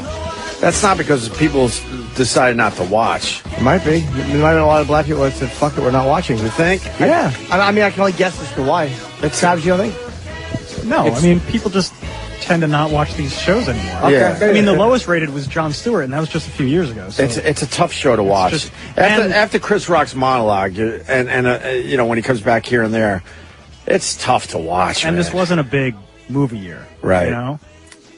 But Mad Mox. Huh? Sorry, what? Mad Mox. Mad Mox did very well. Mad Mox. But now I feel like I have to see that movie. The Mad It's Mox. great. It's good, dude. It's really I can't good. believe how much I loved it. Yeah, I saw it. I loved it. I liked it too. I mean, I really I don't know. enjoyed it. I'm still on the fence whether I'm going to watch It's it a or not. masterpiece. I'm telling you, it's a masterpiece. It really is. I got it on free on HBO. I was just sitting at home one night a month or so ago, and I'm like, I didn't even know this was already on HBO, and jumped right into it. And I'm like, fuck, I would have gone to the theater and seen this. Yeah, I wish I had. It was really, really good. Instead of watching Mad Mox, I'm going to watch that film that Roland turned us Shovels on and to. Rope? Yeah, Oh, I'm yeah. going to watch Shovels and Rope instead of Mad Mox. Stupid Mad Mox. I'm curious. What makes it so good? What, Mad Max? Yeah, things exploding. There's a scene where they're driving with Tom Hardy on the hood of a car. That is fucking Yeah? badass, Crazy man. good, yes. All right. But it's not Yeah. even just like one car chase. Each scene tops itself. I hate car chases in movies. But it's I've not never been a about fan the of that. Trust me, I didn't want to watch it. All right. The guy it was playing the so good. The guy playing the guitar. is the guy greatest playing the thing. guitar. Yeah. It's the guy playing the guitar. That's what I was going to say. It's You so can't not fucking get good. into it though. You watch it, and it's so well shot. Yeah. And the car chase scenes are so brutal. And it's just it's entertaining, and you don't think it's going to be, but it's great. It doesn't stop. It doesn't. Yeah, it doesn't. It doesn't stop. It starts. It's relentless. The movie starts It's and absolutely it's relentless. going. Yeah, it's really good. I'm half joking. Of course, I got to watch this movie, but I really don't like car chases. I don't either. They're annoying. Never have. But it's not. But the film's my not entire about life. that. It's not about that. I mean, like that's sort of the story, but the way the amount of thought that's put into everything, the design of the cars. Oh my God, yes. Like all the detailing that you don't even necessarily see, like what's on the ceiling above them within the car. It's 2 hours of the best part of any other movie. Yeah. The flying back and forth on those giant. Yeah, Oh my God! On those poles, that was insane. Well, when they spray the spray paint in their own mouths. Yeah, Fucking crazy. yeah, exactly. Oh, No, totally. Bob Saget is outside the studio. Come on in, Bobby. Look at that right there. Look at that. When he's on the hood of that car, Yeah. and he doesn't know if he's going to live or die, that's fucking great. Bob Saget. Hi, Bob. my friends. God, We're we got a lot talking of about friends Mad coming by Max. today. Have Talking you about seen Mad Mad Max, Max? Bobby. You It's seen it? I really wanted good. to see it. Is it as good as everybody said? Yes. Yes, Yeah. it is. That's what they're saying. I didn't want. It didn't look interesting to me, but it's just so well shot. It's a lot like my home life, so it kind of threw me off. Well, it's worth seeing. What do you think of the Oscars? Did you watch? I did. I was part of it. I was out here with some friends. I just got out here. So I I like what Chris did. Oh, he did it perfectly, right? I saw him working it out in L.A. He did it perfectly. I loved him.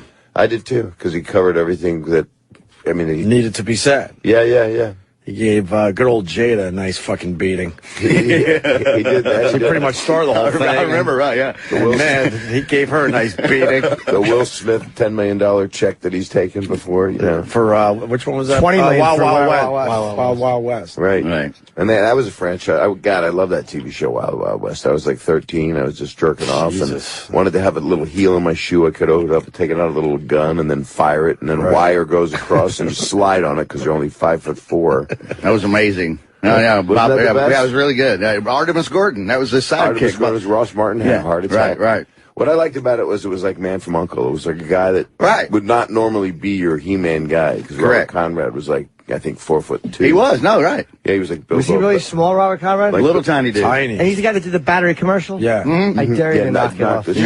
Bob Black Sheep. He was probably like, oh no, they're saying he was 5'8". They're saying he was 5'8", Robert Conrad. Oh, I thought he was tinier than than that. Is not possible. He's pushing his. Well, Saget's 6'4", so it's only short damage. I was an intern on the Mike Douglas show in Philly, and Robert Conrad came on, and they did little car relay races in the studio at KYW, and Robert Conrad just went insane and bashed into a monitor, and it came down and gashed his face open, and he was laughing, and he just kept going. So he must have been on some NyQuil or something. You're Mike Douglas. Yeah, thank you. Yeah, I didn't hear anything you said after that. Because we've known you for years. You never told us you interned on Mike Douglas. Yeah, I was an intern. I was at. How old were you? I was 18, 19. What years were you there? I was there 74 to 78 at Temple. No, I was only at Mike Douglas for 1 year in 75. You were going to Temple at the time? Yeah. And you got the intern on the Mike Douglas show. Yeah, and one day his whatever he was, assistant wasn't there, and I had to go pick up 30 suits at the cleaners for him.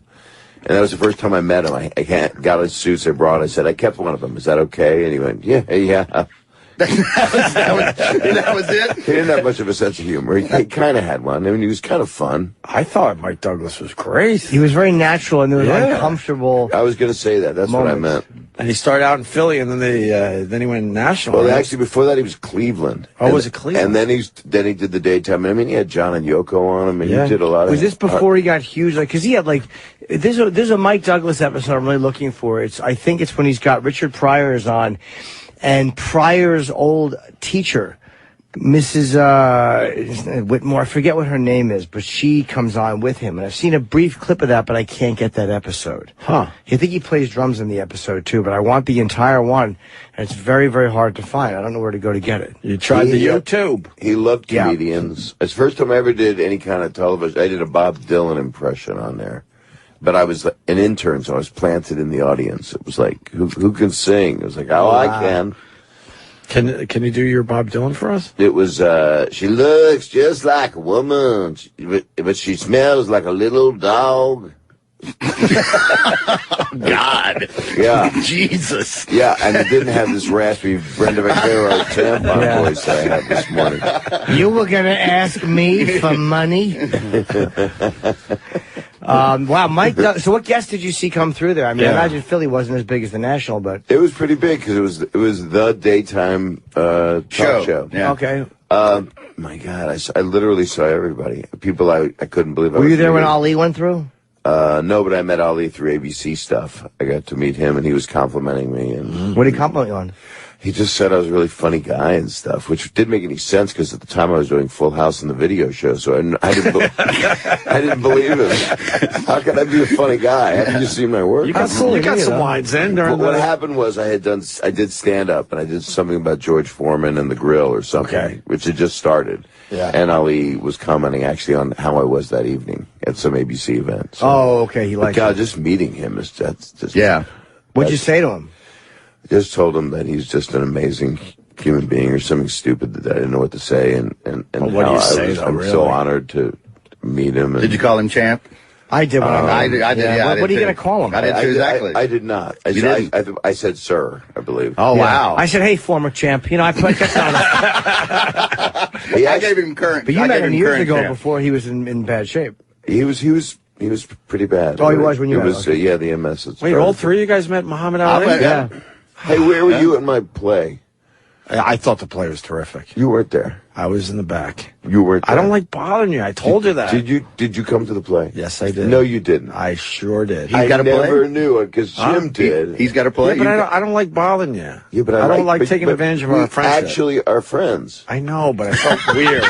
I mean, you were going to meet a lot of people, so you know. I saw the play. I thought it was wonderful. What was it about? And then I snuck out. It was about a guy, you know. He didn't see the play. Tell me. I don't know. I don't know. You have a play? I was in a play that had been on Broadway. Got 5 Tony nominations. What's it called? Hand to God. Yes, Hand to God, and it's a puppet. I was a Lutheran pastor, and this guy Stephen Boyer and Geneva. There's a puppet in it. Puppet. See? All right. He didn't see it. I saw it. You would have loved it. You wouldn't be saying there was a listen to Jim's description of it. Jim, what did you think it was about? There was a hand doll. It's about a guy who goes, he's mentally ill, and he kind of speaks through the to puppet. himself, through his I've puppet. heard about this. I think I've heard about this. But it was a really manic role. Like, Bob is the most normal role in the entire thing. He's just a preacher who's kind of a normal dude.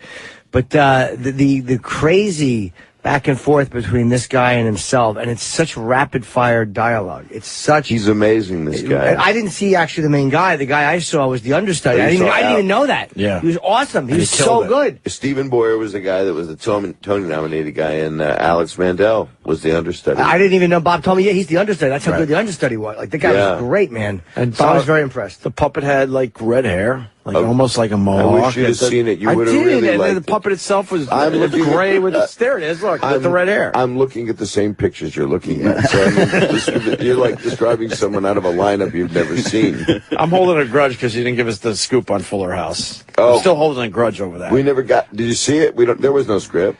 I will honestly say I will not be watching Fuller House. Well, because I loved Fuller House. Well, how old are your kids? 5, almost 6. Well, the 5-year-old, you could leave in the house, and 7.5 hours, the kid could binge watch the whole thing. You don't have to supervise the kid. You could just. You leave have it to there. supervise the kid because Jodie Sweetin decided to show off some chest. Everybody's talking about. I know that much. The joke that's going around. Look is at this Fuller blouse. That's what everybody's saying.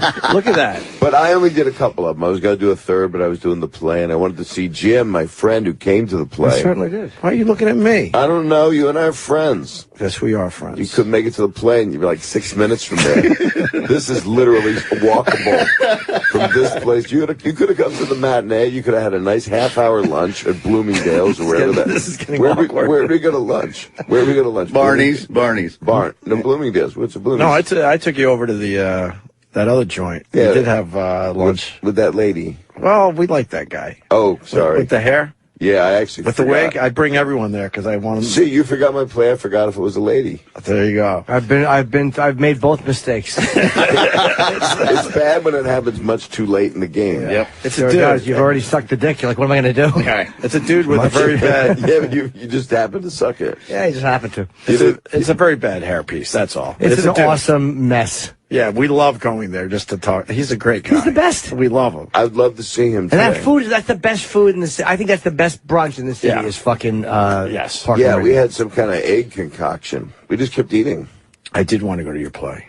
I know you did. I could feel it. I felt it. And then we finally got some time, and then I realized you weren't there anymore. I'm like, Yeah, holy closed it. fuck. And then I felt like, I'll be honest with you, I felt like a piece of shit. I'm like, oh my God, I can't believe I didn't make it. Here's what But happened. now I asked him now to I go feel with me that bad. day. That's the truth, though. I asked him to go with me that day, and this is the response I got.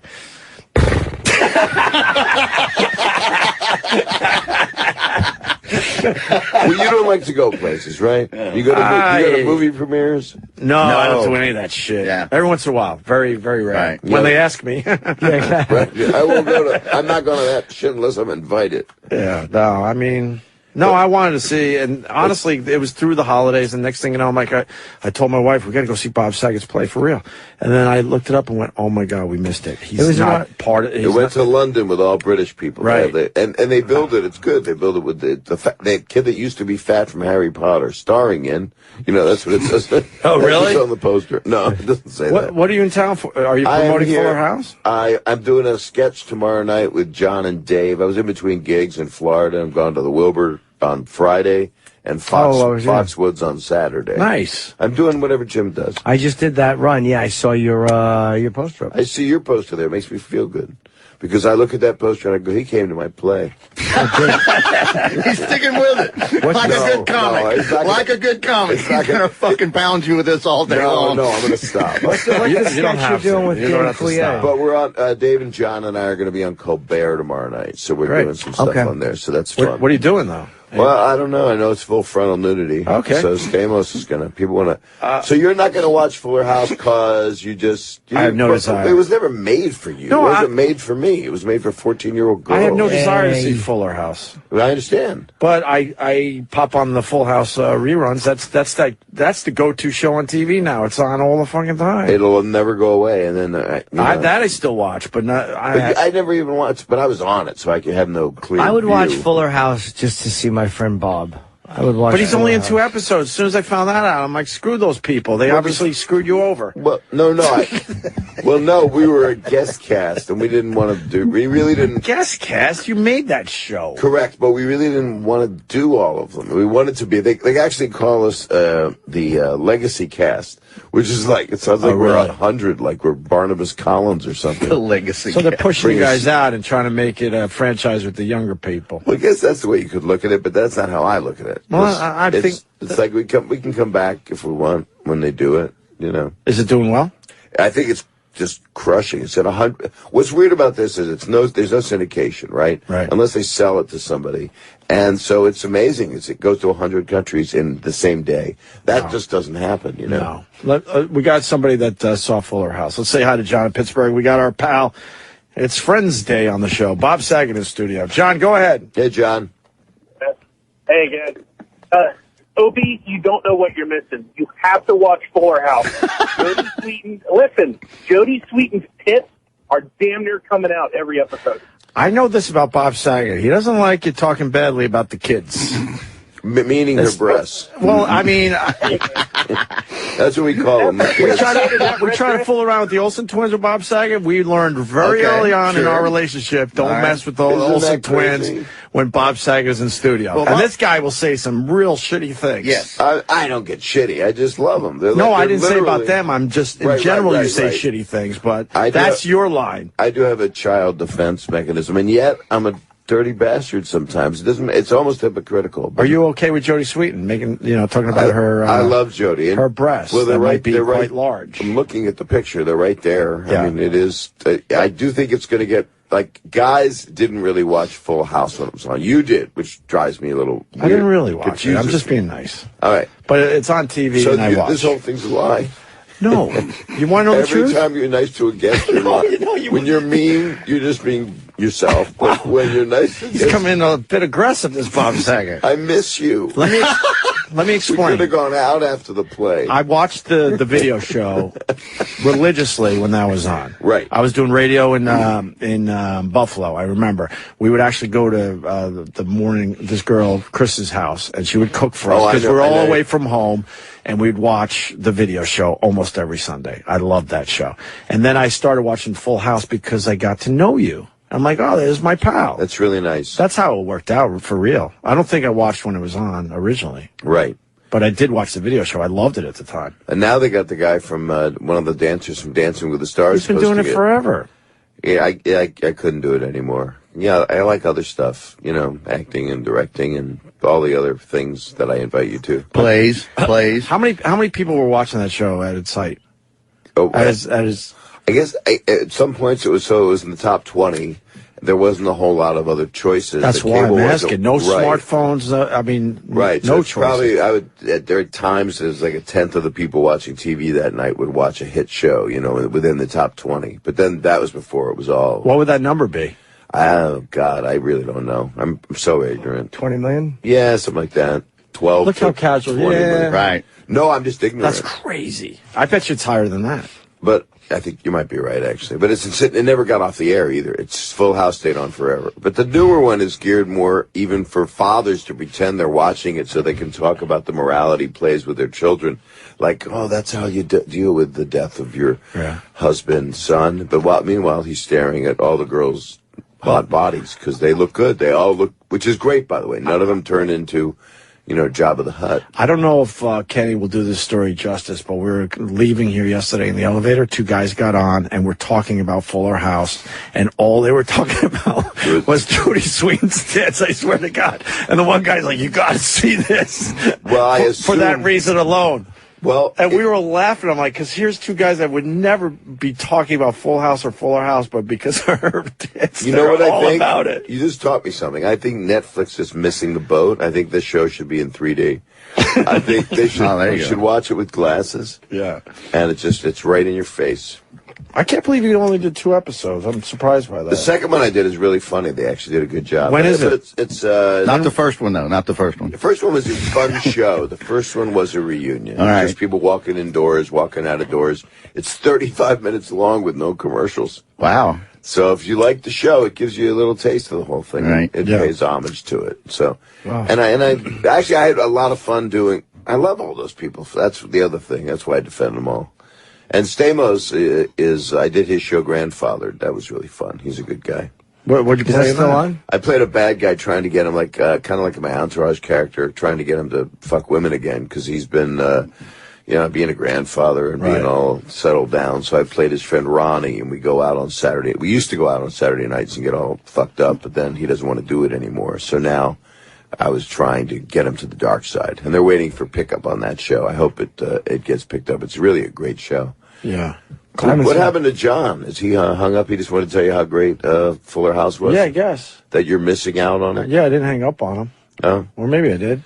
Well, people are... I don't know. Everybody's talking about it. That's the truth. Oh, hell yeah. Yeah, they promoted the living fuck out of it, so... We got Dave coming in on Thursday. Good. Yeah, he's got to be ecstatic, right? Dave is very happy. We've never had... Dave is... He's got to be ecstatic. By the way, here's something you got to know about Dave. Help us out, because we've never talked to him before. Dave is a guy... We're talking about Coulier. Dave Coulier, Joey... on Full House. Yes. And also the host of America's Funniest People. Yes. So that was the counterpart to America's Funniest Home Videos. He will do anything to make his friends laugh. So he's a guy that will take his balls and pull them over his dick and run around yelling, I'm a turtle. You know? So, like, on my birthday in Vegas,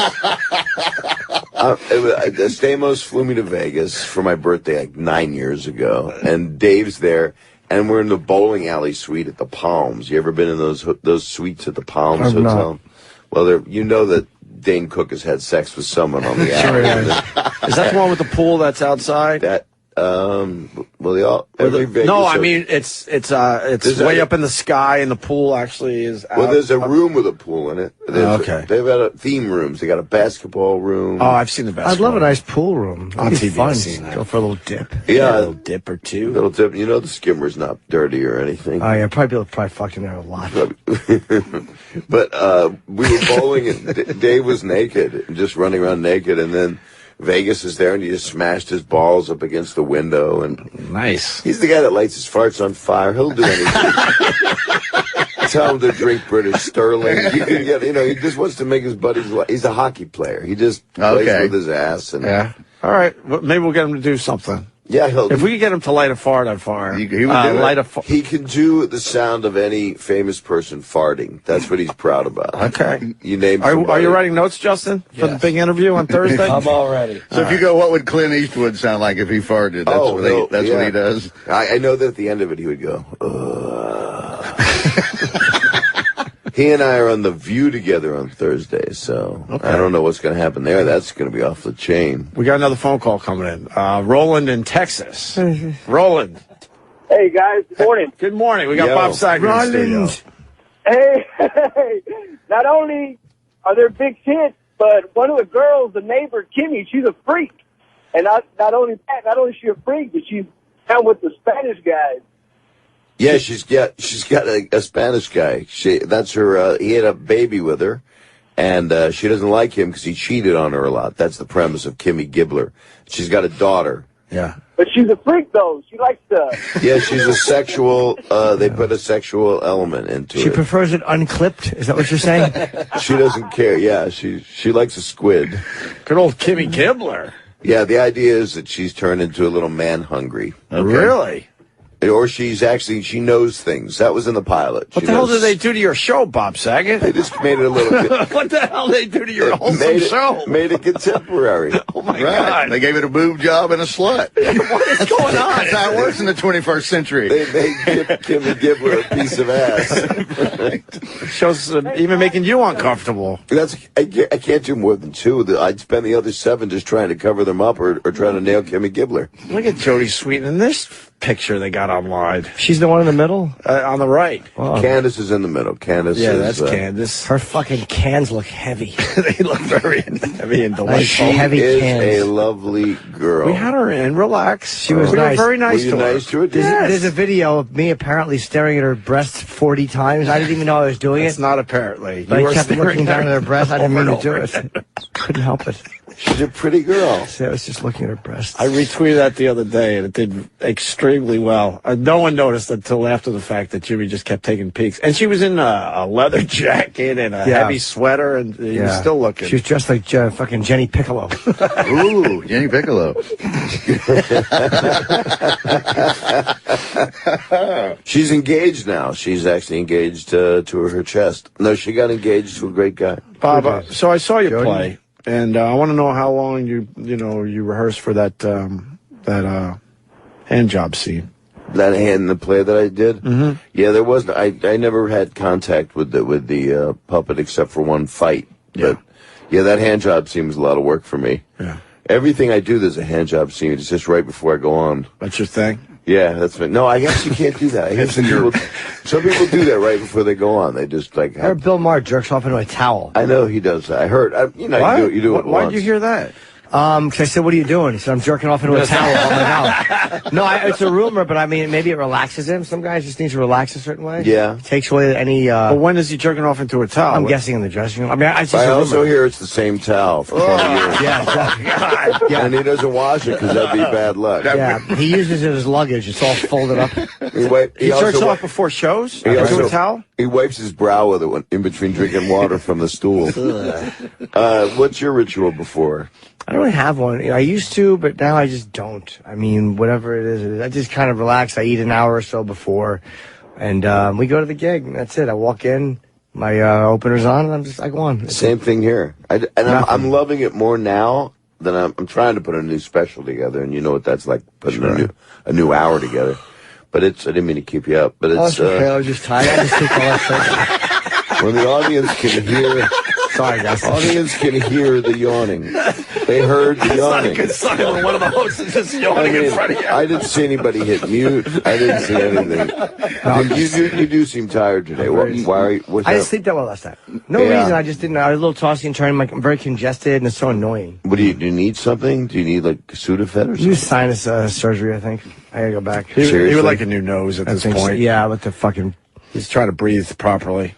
I got another phone call about Fuller House coming in. You want to take that? Hell yeah. All right. Let's say hi to Neil in Texas. Neil? Neil?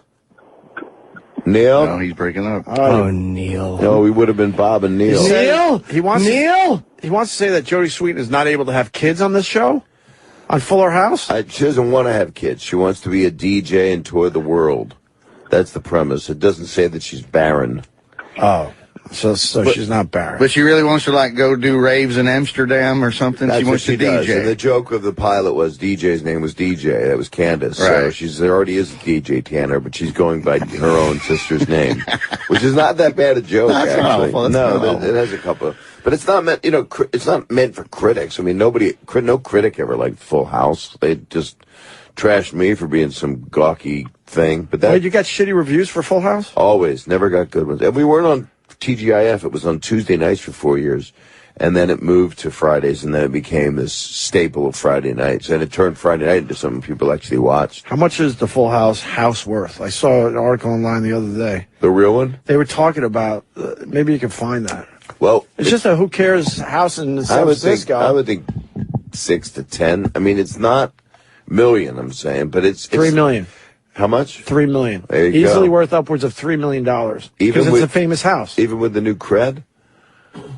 Yeah. I don't know. Well, it's a tiny house. That's the thing. And inside the house, it's like a fucking mushroom spaceship. It's like 6,000 square feet once you walk through the door. Really? Because the living room is. It was really weird walking back in it for 25 years. That's where you would shoot in a house? You wouldn't shoot on a soundstage? No, we shot it on a soundstage. We always did, and they went and rebuilt it. But it's not the same set. I mean, they literally took the plans and rebuilt it from scratch.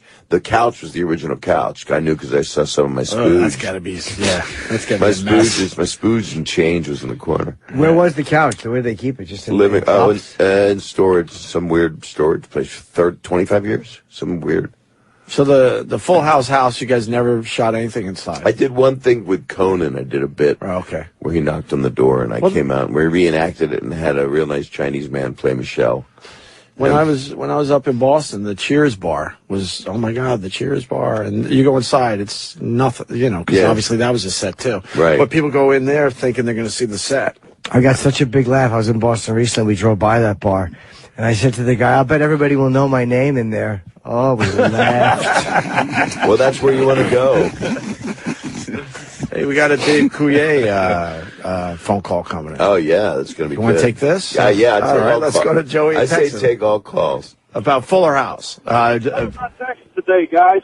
Thanks, man. What I'm going to say is I think one of the first things Dave Coulier did was a Cheech and Chong movie. I think it was Things Are Tough All Over. He played a gay guy at the end of the movie where he did this crazy thing with his tongue coming on the cheek. It's fucking hilarious. We're looking at the tongue move right now as you talk about it. That was one of his big stand-up things. He could do little tricks. He does tricks with his body parts. Wow. Yeah, that tongue thing, he can literally go, come on over here. And he can also fill his mouth with water and then stand backwards and make it look, and have it bullet to the ground like he's pissing like really hard like a horse. And have him do it in here. Have him do it right on the carpet and film it, and it'll be somewhere. It'll go viral? I don't know. He has something viral, but because his wiener looks weird. But you've seen his wiener? Yeah, I've seen it a lot. Who had the biggest penis between you three? I would say Stamos. Stamos? Not a question in the house. He gets the looks and the big piece. Yeah. Yeah, but I was a Jew comic married, so I was by that alone. How big can my dick be? You're tall, though. You're tall. And Dave and I were friends since Dave was 17. I was 21. We met on the road in Detroit. So no shit, really. Yeah. So I was always close with him. He was like a brother to me. He's Canadian. Is he Canadian? He's not. He's not Canadian. His family is. Okay. But he is from Detroit. All right. It was an hour from Canada if you want to go through Boblo Island. Right. Windsor. Yeah, Windsor.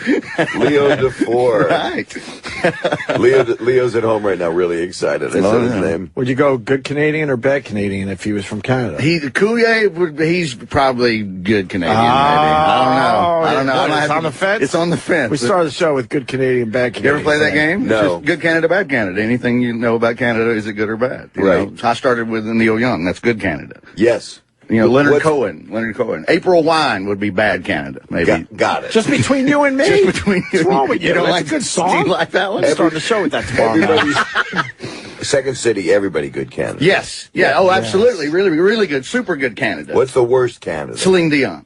It may be the worst And Canada. remember when I interjected, I said, Toronto, good Canada. He did do that. Funny moments I had before. What about the McKenzie brothers?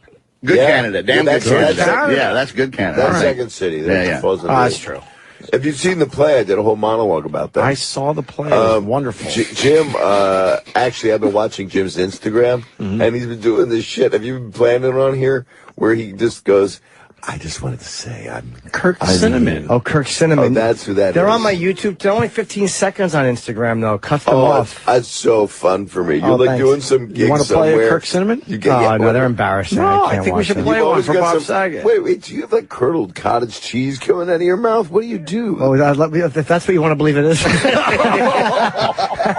your mouth full, you got something in your mouth? No, I'm just talking. But I've seen like drool coming down and weird stuff. It's possible. Let's play a Kirk Cinnamon for everybody. Which one do you want to play? Let's just play. I don't know. They're a little uncomfortable. No, I like the Oscar one. They make me happy. Because the Oscars just happened, and this is very. Oh, it's humiliating. Very now. And the Oscar award goes to Kirk Cinnamon. It's not a real Oscar award. I'm just being cute. I don't even know what I'd do if I won. I'd probably just thank everybody. Thanks so much for putting me in the movie. I'd probably play with the president or something. You know, thank my mom and dad, of course. And just talk about the crew a little bit. You know how good they were. You know, I'd probably go like, "This is for the whole crew and all the other nominees." You know, thanks for letting me play the president. You know, who thought Kirk Cinnamon would be president? I didn't. I didn't win an award. I'm just being playful. What a marvelous night, though, to see everyone celebrating, looking good.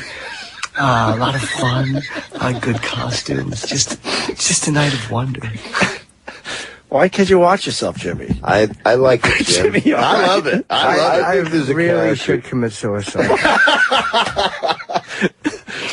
You do a lot of these though, so all day long, and then he films a few. Once in a while, I film. It's just anything to avoid the wretchedness of myself. I think that's a character that you should try to pitch to like IFC or. I almost auditioned for a film.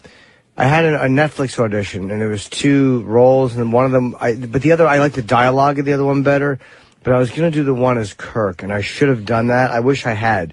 But when I got there, I felt the other one better. But I should have done this as Kirk, because I really wanted to do the other part. He's so sincere. He's very earnest. Right. That's what that's what this world needs. You Bob. wonder what his sexual life is like because he's in some kind of odd polite denial. So what's his sexual? All his characters have a backstory. It hasn't gotten to that with Kirk yet. Sometimes the backstory unfolds. But I know he's not promiscuous. And does he touch himself? Does he do that kind of stuff? No. God, Bob. I don't go for the dirtier stuff. No, it's too. I would assume he's more asexual. Just kind of there. Kind of like Pat. I don't kiss and tell. Kind of like Pat, the character on SNL. I don't know who Pat is, but Pat sounds really fun. I think I don't think that he has an interest in sex in general. That's what I would guess. Oh, I don't know. I don't talk about those things. Well, let me ask. That's private. Are your friends? Do you have a lot of friends, or is the YouTube kind of your friend now? No, I do. I have a lot of people I talk to from the computer and. Like who? Who do you talk to? It's too many. I don't kiss and tell. Too many of the name. So you don't. But are there people you go places with? Do you ever meet a friend for lunch? A human, a person? Sure. Whatever you'd like. You're saying I could be your friend? I would like that a lot. Yeah. Wow. Kirk would like to be friends with Bob Saget. Kirk. Sorry. That's okay. It's a common mistake. I know. People like Kurt. I like this Kirk. I know. You don't argue with anybody, do you? No, I don't. Do you know your parents? Yes, I do. And do you get along? Oh, they're marvelous people. They've done so much to help me. Do you have brothers and sisters? That hasn't been established yet. My face hurts. Like, literally, that smile, that's what a life of misery I've led. Doing Kirk hurts my face. I can see that. And he's hateable. I can't watch it. I literally can't watch it. It's nice that you develop a character that you hate so much. I can't watch it. That's his range. He's got a lot of range. I had trouble watching myself. I did watch the Fuller House pilot or the first episode, and I was, but it's I probably agree with a lot of people, but no, people really do love it. The truth of it is that they. Well, we got a good review coming in right now from Kyle in Alabama. Kyle, go ahead. Hey. Real quick, that Kirk Cinnamon guy reminds me of my youth pastor when I was younger. It drives me insane. I can't listen to him do that, Jim.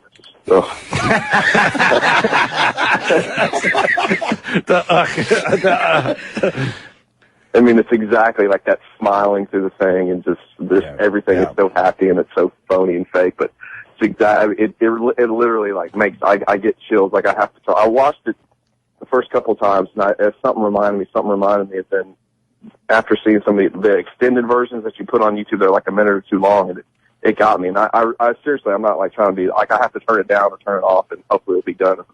Well, when Kirk's on? Yes, because it's Greg, the youth pastor, and I swear to try it. Anyway, What's the name of the church? I don't want to put them on. Oh, no, come on. Yeah, That's all right. That's fine. But it was a Baptist church. Okay. All right.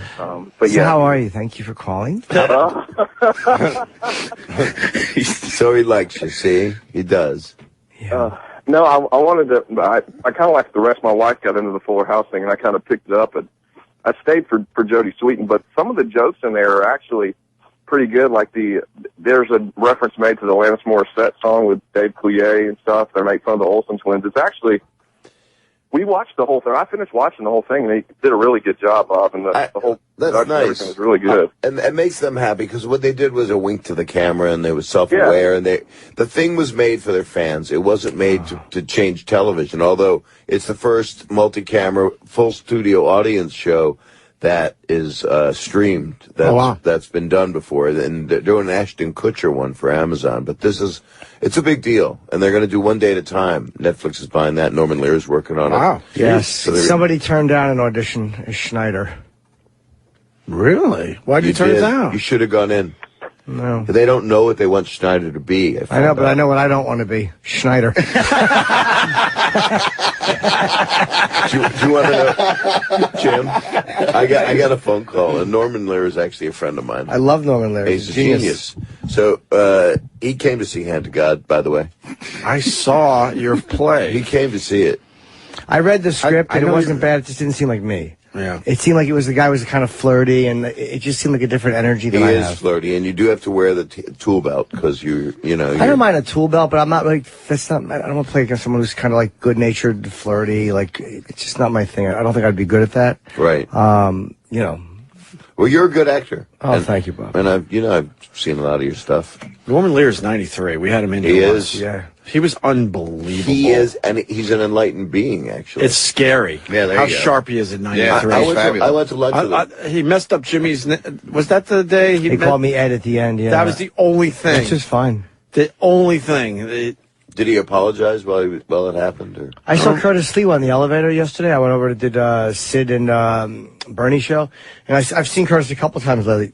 He goes, "Hey man, you did a great job in Fight Club."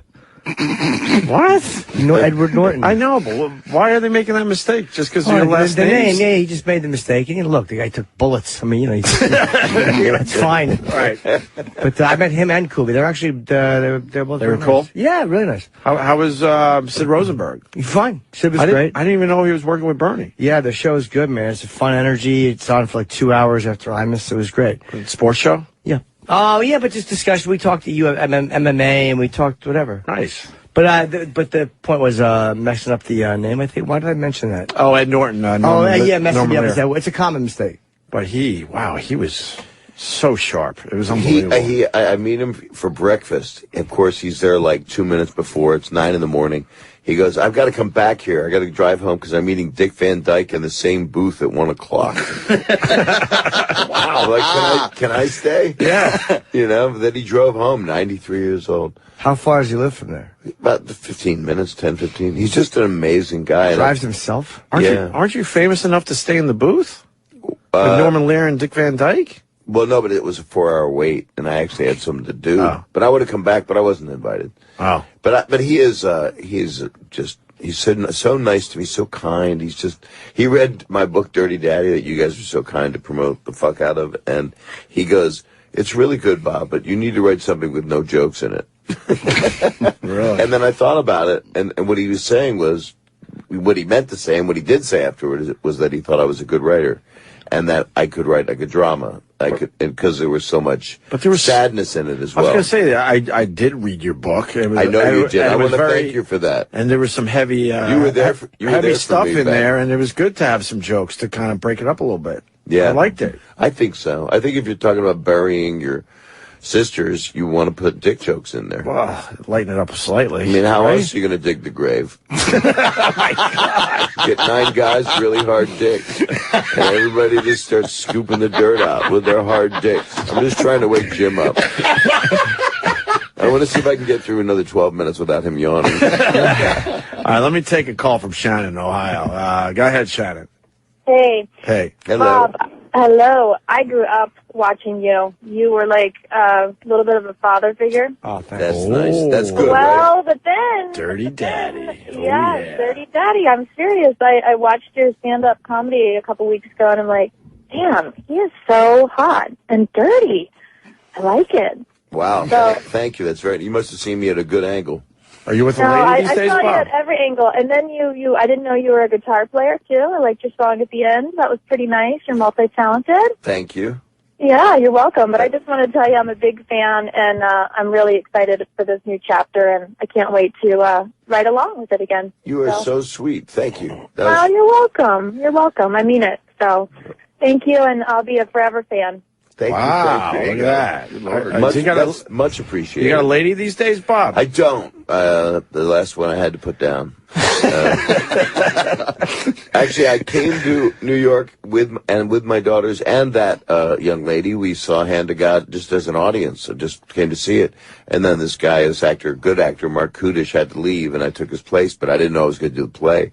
And then, of course, we were not together, so it was bizarre to do the show. And the long distance thing? No, it just didn't work out. It's just one of the, I'm not as fortunate as you. You've got like this amazing thing that you have. Well, you got 2 kids. It took forever to get there, though, Bob. Yeah, you took a long, but you were smart. And it took forever. But I've divorced 20 years. But I'm very happy. But wow, it was a long ride. Right. To get there. I'm looking for figure a lot of shit out. I want a long ride. You want a long ride? Yeah. Do you really? Well, no, I just meant someone to sit on top of me. Okay. Someone to sit on me for a while. One more, and then we got to take a break. Chris in Phoenix, go ahead. Hey, I just wanted to say I saw Bob on that New Year's show he was on, and it looked like he wanted to punch everybody in the face. I thought it was hilarious. On what? The Charades? The Charades game show? Charades show. Yeah, you were awesome on the show, man, but it looked like everybody was giving you a little bit more shit than... Oh, you mean on the Andy Cohen New Year's show? Right. Yeah. I know. I had a good time. Everybody was talking at the same time, so I just kind of quieted down. And I guess they were. I can't remember because it was live. Who was on it? Stamos and me and JB Smoove. And JB Smoove's hilarious. He's so fun. God, is he fun? And Whitney Cummings and oh my God, why am I doing this? I hate when I go up. Was it Bob Riggle? Rob Riggle. I'm tired too. It was really actually a really fun bunch of people. Why is part of our lingo crew and squad now? I can't wait till those two go away. Yeah. All the crew and squad were so good. They were so great. All right, Chris. But it was fun. Thank you, Chris. We should take a break. We got Bob Saget here. What are you officially promoting? There's a movie I'm in also besides Fuller House. I'm in this movie called A Stand-Up Guy that we can talk about. Yeah, we'll talk about it next. It's actually cool. Is it about comedy? It is. It has comedy. Comedy? Comedy. Fuller House now streaming exclusively on Netflix. It's bobsaget.com. And you got gigs, right? I got gigs. I'm touring. Wilbur Theater, Boston Friday, and Saturday at Foxwoods. Yes, and then I'll be touring around for the next few months. I really want to get a new hour up that works, that makes you happy. Because you come and see my stand-up. That's how good a friend you are. I love your stand-up. I know you do. You just didn't want to see me play a Lutheran pastor. I fucked up the play thing for real. No, you didn't. I could even... By the way, I'll put you on the phone with my wife. She'll tell you. I texted you from my dressing room twice. And what did I say? Nothing back. Jim was like, thank you so much. That was so fucking good. You might have an old number. That's what it is. Well, let me see. No, we are totally caught up. Did you really text me? Oh, yeah. No. Oh, hell yeah. You told me he did. I'm going to look. Yeah, I did. You're like Saget's stalking me to see his play, but I'm not going to go. I'm going to text you right now. I'm not going to go. On purpose. I love you. Do you see his old text there? That's why I'm texting him to see. I don't keep the last text I got. I delete all the old texts. Yo! Fuck you. What does it say? November 3rd, 2015. Break a leg tonight. Can't wait to see the show. I wrote that to you, and you wrote back, thanks so much, Greg. You used my real name. Yeah. And then you wrote me either. But apparently you could wait to see the show. and then nothing until I just texted you on March 1st. I just wrote, I love you. But I don't know. That's good. I can't wait to get that. But see, I think that was your opening night. You said I can't wait to see the show. And I meant that. I will put you on with my wife. I swear. We got to go see Bob Saget's show. And then I looked it up and went, oh my God, he's not there. No, but the whole thing is I was so embarrassed. The whole truth is you could wait. Yeah, I guess. I'm really anxious to get over there. You want to go? No? I guess, all right.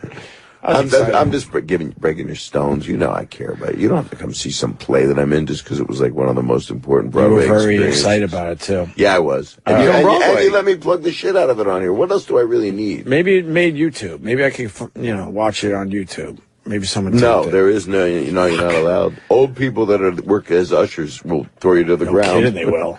Jim Norton's got gigs all over the place. He's back on the road this weekend. What we got, Jimmy? What do we got? This weekend I got Red Bank and I have Montclair. And I have the chip animation Indiegogo. Those are the things I would love to stress today. And the second episode is up, or the first real episode. The first one was a teaser. Right. And this is the only other one I have done. JimNorton.com for everything. And you know Vic Henley officially? We've met, but we were the last time we were here I was with Ron White, and we were all in here together. Yeah. Exactly. Very funny comic. Same thing. And he's promoting live from Loose Cruise off iTunes. Is that a podcast? No, it's just a CD. You know, it's just my shitty act. Cool.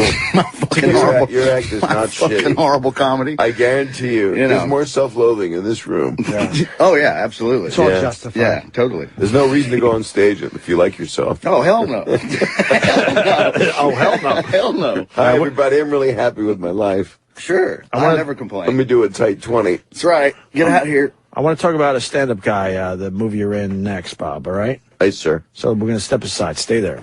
Here's Rush. Yeah.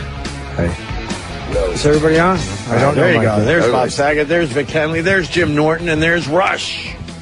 YYZ. YYZ. And then... what a weird name for a song. Very strange. I don't even know what it means. I've heard the song a million times, but Rush. I have no idea. I opened for the counterpart of Rush, Max Webster. They broke off. And it was in Canada. This would be bad Canada. Yeah, bad Canada. Max Webster was a band that was like two guys from Rush that opened, and I played opening for them at Maple Leaf Gardens. Wow. Which guys? And I bombed. I don't know. All I know it was Max Webster. I didn't know if it was a dictionary or Did just Max some Webster Jewish even guy. have a hit? I've heard of the band over the years, but I don't think they ever really did anything. Wait, No. is it two of the Too original successful. guys that just did that as a side project? I think so, but They it just was booted out the other guy? 16,000 people, and I remember I was 23 and I bombed. Wow. You don't put me opening up with a music guitar act before We've all Max done that. Webster. We've all When done did that. you do this? I did this so I was 23, so it was like Looks like Michael Bolton. 82 or something. Yeah. Is that, who is that? That's not Alex Lifeson, is it? Do you know the story of Max Webster? No, I know nothing about it. Yeah, I'm I don't know zip. much I got either. nothing. You know. Let's go to the old, let's go to Wikipedia. Oh, it's keyboardist Terry Watkinson, Kim Mitchell. I don't know who any of these people are. Yeah, none of those guys were in Rush. No, they're not. I don't But think know Max of. is together anymore. Is it the Kim Mitchell from Might As Well Have a Soda? Or, you know that song? No, there it is. What's the song by Kim Mitchell again? About a soda. I'll have a pop. I'll have it. No. Try Shasta. Go for a soda? Does Shasta exist anymore? No, I hope not. Yeah, give me a little go Shasta. for this song. Go for a soda. Wait, start over. Oh, 'Cause I it know goes the song. Get me a Fanta before I put a pipe bomb in your cunt. This was a hit for this was a hit for a few days. I don't remember this. Wait, you know this. No. I'm gonna say Vic Henley knows this. Slide guitar. No? Yeah. I finally got you. Right. Yeah. No, You you're know right. it. Yeah, you're I right. thought I finally had you. Nah. Well, now you know what to play Not for your great. next birthday party. Not a great song. Just get a designated driver. It's a good video, though. The thing you're showing on the YouTube. Wow. No, we get it. Oh my God, fucking that's really bad. pathetic. It was a hit for a while. Bad. A while, like a week. I'm trying to remember what year even. He's dancing on the he jumps 84. He jumps out of the TV and he's doing his little dance on the cable box. the It's old school table. cable box too. Yeah, and it's a tube TV. This is awful. My God, it's This like looks like the 40s. it does. Video killed the radio star. It looks newer. Well, bands like Kim Mitchell, the rock stations. I lived in Western New York and Buffalo, so a lot of the Canadian stations would come in, and they had that rule. Do you remember the rule? No. Where they had to play something like 40% Canadian artists. So a lot of bands that would definitely not make American radio made these Canadian rock stations. So if you lived kind of near the border, you were turned on to stuff you would never be turned on to anywhere else. Was Cheap Trick Canadian? Or I don't think so. I don't think so. No, they're like Detroit or something, right? It was Rush. They played a lot, obviously, and they got their 40% and whatever that percentage was with Neil Young, Rush, but then they would squeeze in some Kim Mitchell, April Wine. There were a few others. I'm trying to remember now, but whatever. Rockford, Illinois. Rockford, Illinois for Cheap Trick. 40 years they've been around. 43 no kidding. years. He's trying to get him in the Rock Hall, I think, or that's one of the Cheap Trick. Little Steven, Little Steven is pushing. I loved. They had a couple songs that were just Cheap Trick. Fucking great. They're really good. No, shit. Mommy's all that guy right. spun his guitar around. Surrender. Daddy's Live all right. at BootCon is one of the best live albums Absolutely, ever. yeah, absolutely. And I did know what YYZ was, by the way. I did. What was It's YYZ? the airport code. Thank you for Toronto. That's right. I did know Exactly. that, and I forgot. No, everyone's funny. I got excited. The phone's. I like when you show the vulnerable side of yourself like that. What happened? I did know what it was. I did. Oh, and then my voice gets high. Well, you're like, it's like, I'm pissed I forgot that one. It's That's young all. Greg Opie. Fuck you, Bob. The young I'll go to your next play. Leave me alone. Leave me alone. I'll It'll go be to an your next adult play. play. This was an adult. Anyway, I'm in this movie. You want to talk about that? Yes. The movie is called A A Stand-Up Guy. Yeah. And I just asked Roland for a screener because I'll be honest, I haven't heard anything Well, about it's right this on. movie. It's right on iTunes. It came out in a couple theaters here in New York. It's still in the theaters, but it's limited because it's a low budget indie. And this guy Danny A, who used to be in the club business, and he's a small part in Wolf of Wall Street, and he's been in a movie called Club Life that kind of got some play. And it's on iTunes, doing really well. It was like #1 last week. Oh, nice. And then it's on Amazon. It's on Vudu, which is something new that you can get cheaper. Oh, I don't know. That sounds a little spooky. Go ahead. You should mention Michael Rappaport. Michael Rappaport is in it. He's hilarious in it, actually. He's a great actor. He's funny in the trailer. He's funny. And Ethan Suplee and Annie Heiss and Morana Tyus. It's got a lot of indie actors that are just good. Right. What's the premise of the movie? The premise of the movie is a good one. Jim, you'll like this premise. This guy, Danny A plays, punches out a heckler. What happens is he's in the witness protection program because he's like my cousin Vinny's small-time hoodlum. Sure. So they send him to Wisconsin, and then he goes up at a comedy club just for the fuck of it, and some heckler gives him shit, so he punches the guy out, and somebody puts it online, and it gets 500,000 hits. So he's not exactly in the witness protection program anymore because they all know where he is. But he loves the club, so he doesn't stop. He doesn't stop working in the comedy He's club. going to keep doing the stand-up. In his shitty little bar, yeah. And I play a country western singer who only sings songs about stalking women. That's great. It's really fun. And Mike Young is a dear friend and a stand-up comic, and I tour with Mike. You know Mike? I don't know. He's great. He's great. And he's been writing a bunch of shit. He's been writing a couple movies. And he's doing really well. And he wrote it and directed it. And he's my buddy. What movie was that guy in right there? Oh, that's Ethan Suplee. What movie was he in? Oh shit! He was got in, IMDb him. He was in like a bunch of the Kevin Smith movies. He was in.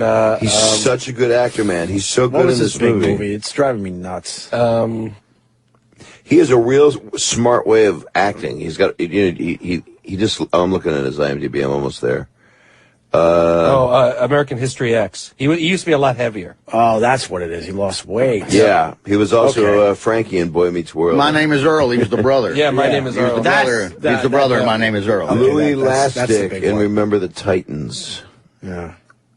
He's just a really good actor, and he plays something really unusual. It's got some fun twists in it. And Nice. It's an indie movie, and I got to have some fun being nice. unrecognizable. No one knows it's me, and I'm just singing about it. Why are you unrecognizable? Because I got sideburns on and like Tom Ford glasses from 1980 and a cowboy hat. I want to see a picture of you in this movie. I'm in the trailer there. Oh my, There he that's is. you? Yeah, Is that you, Bob? that's really? me.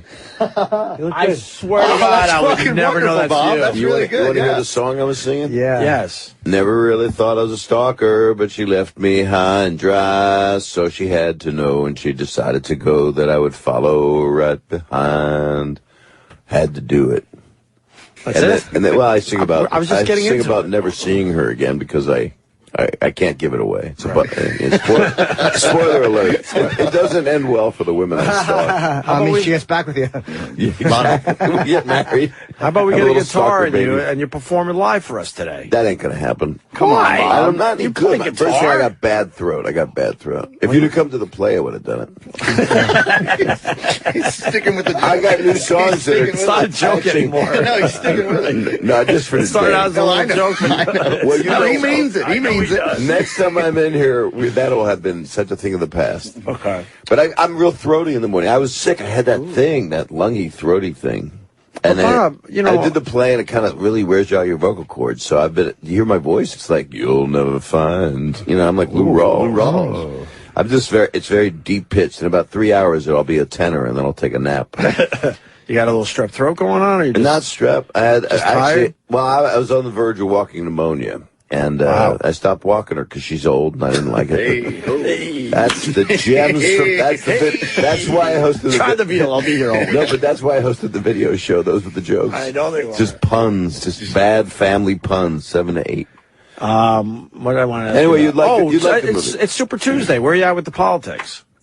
It's well, we've never seen anything like this happen before. I mean, what happened? You must have been 2 hours of the Chris Christie handoff of all of his votes. You guys must have gone like absolutely crazy over here. Yeah, pretty much, because Christie wasn't a big fan of Trump when they were kids, right? No.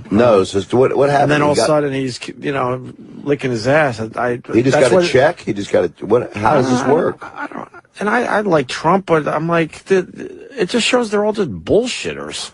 It is weird that people want just to not be bored, so they want a cage match. And that's where we're at. We're in it's like Housewives. It's watching the debates. It's gotten down to, we only have 5 choices for the Republicans we're down to, right? And right. 2 of the guys one guy's making fun of the other guy's ears. The other one's making fun of the fact he has small hands and he might have peed himself. This is what's going on We're now. at small hands. And Trump's using holy water as an example. And just unbelievable. First thing, he's throwing water all over the place like Gallagher, and then he tosses the bottle like he doesn't give a shit about he's it. making fun of the Rubio water. People are But people are enjoying it a lot because it's just waking them up, and that's not a reason to vote for somebody. No, but it's also that's part of it. But it's also a disgust at what the choices we've been given. I think it goes deeper than just liking the fact that he said something unpleasant. Mm-hmm. It's people are tired of their choices. Personally, speaking for myself, I'm voting for him in a second because it's illegal to do to the other guys what I'd love to do to them. So the only way to motherfuck them is to vote for him. Over Hillary? Oh, and it's nothing even against her. Fuck her, fuck Bernie, fuck Rubio, fuck all. They're all the same. They're all the same, and I despise them. And I like him more because he's not them. They're all part of the same thing. Not one of them has made a difference. What's your thing about? I have a connection with her because years ago I would go there. My sister died of scleroderma. She was trying to help me with the cause. She was into women's issues. So I had a personal thing. You got a good reason to vote for her then. Of course. We don't know her from a hole in the wall. She actually, that's no way to talk about a woman. But yeah, if somebody's helped you personally. I know that girl from a hole in the wall. In Jim's case, I know that girl from a hole in the wall. Absolutely. The hole in the wall has a mouth on the other side of it. I know that girl. I know that girl from a hole in a pizza.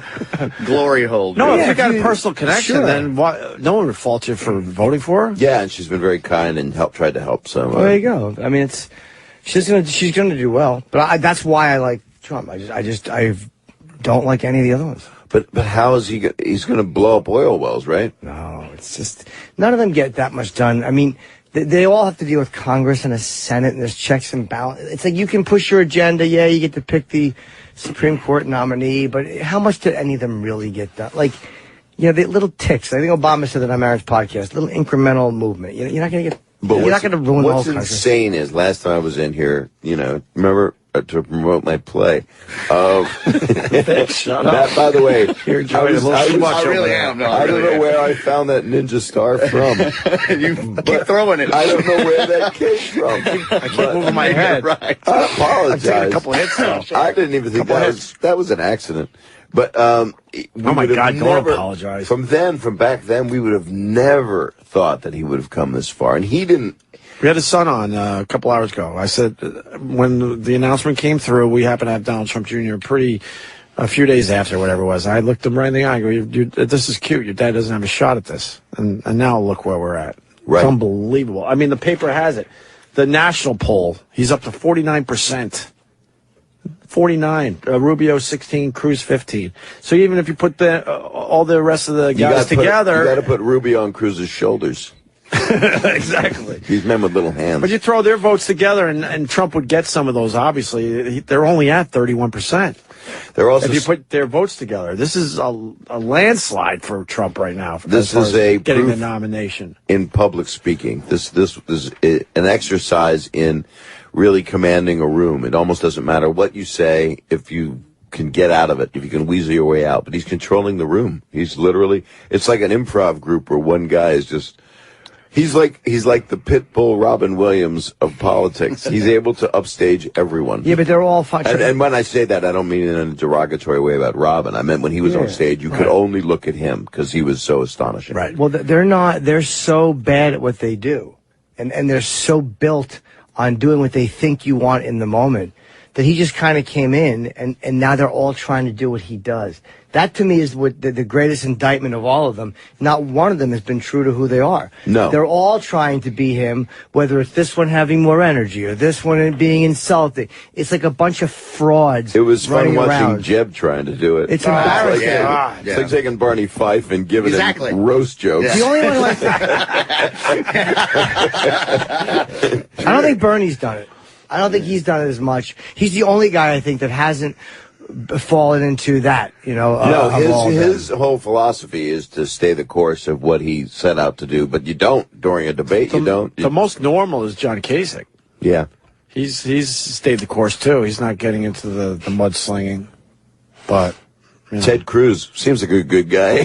He scares me more than any of them. He scares Ted me Cruz. so much. Okay, That's good. what I'm saying. When Bob Dole calls you out, that's Bob Dole called him out a few weeks He just ago. looks like a guy that would wear a leather Nehru with a little clip on the collar. Do you know that he can't get one senator to endorse him? Yeah.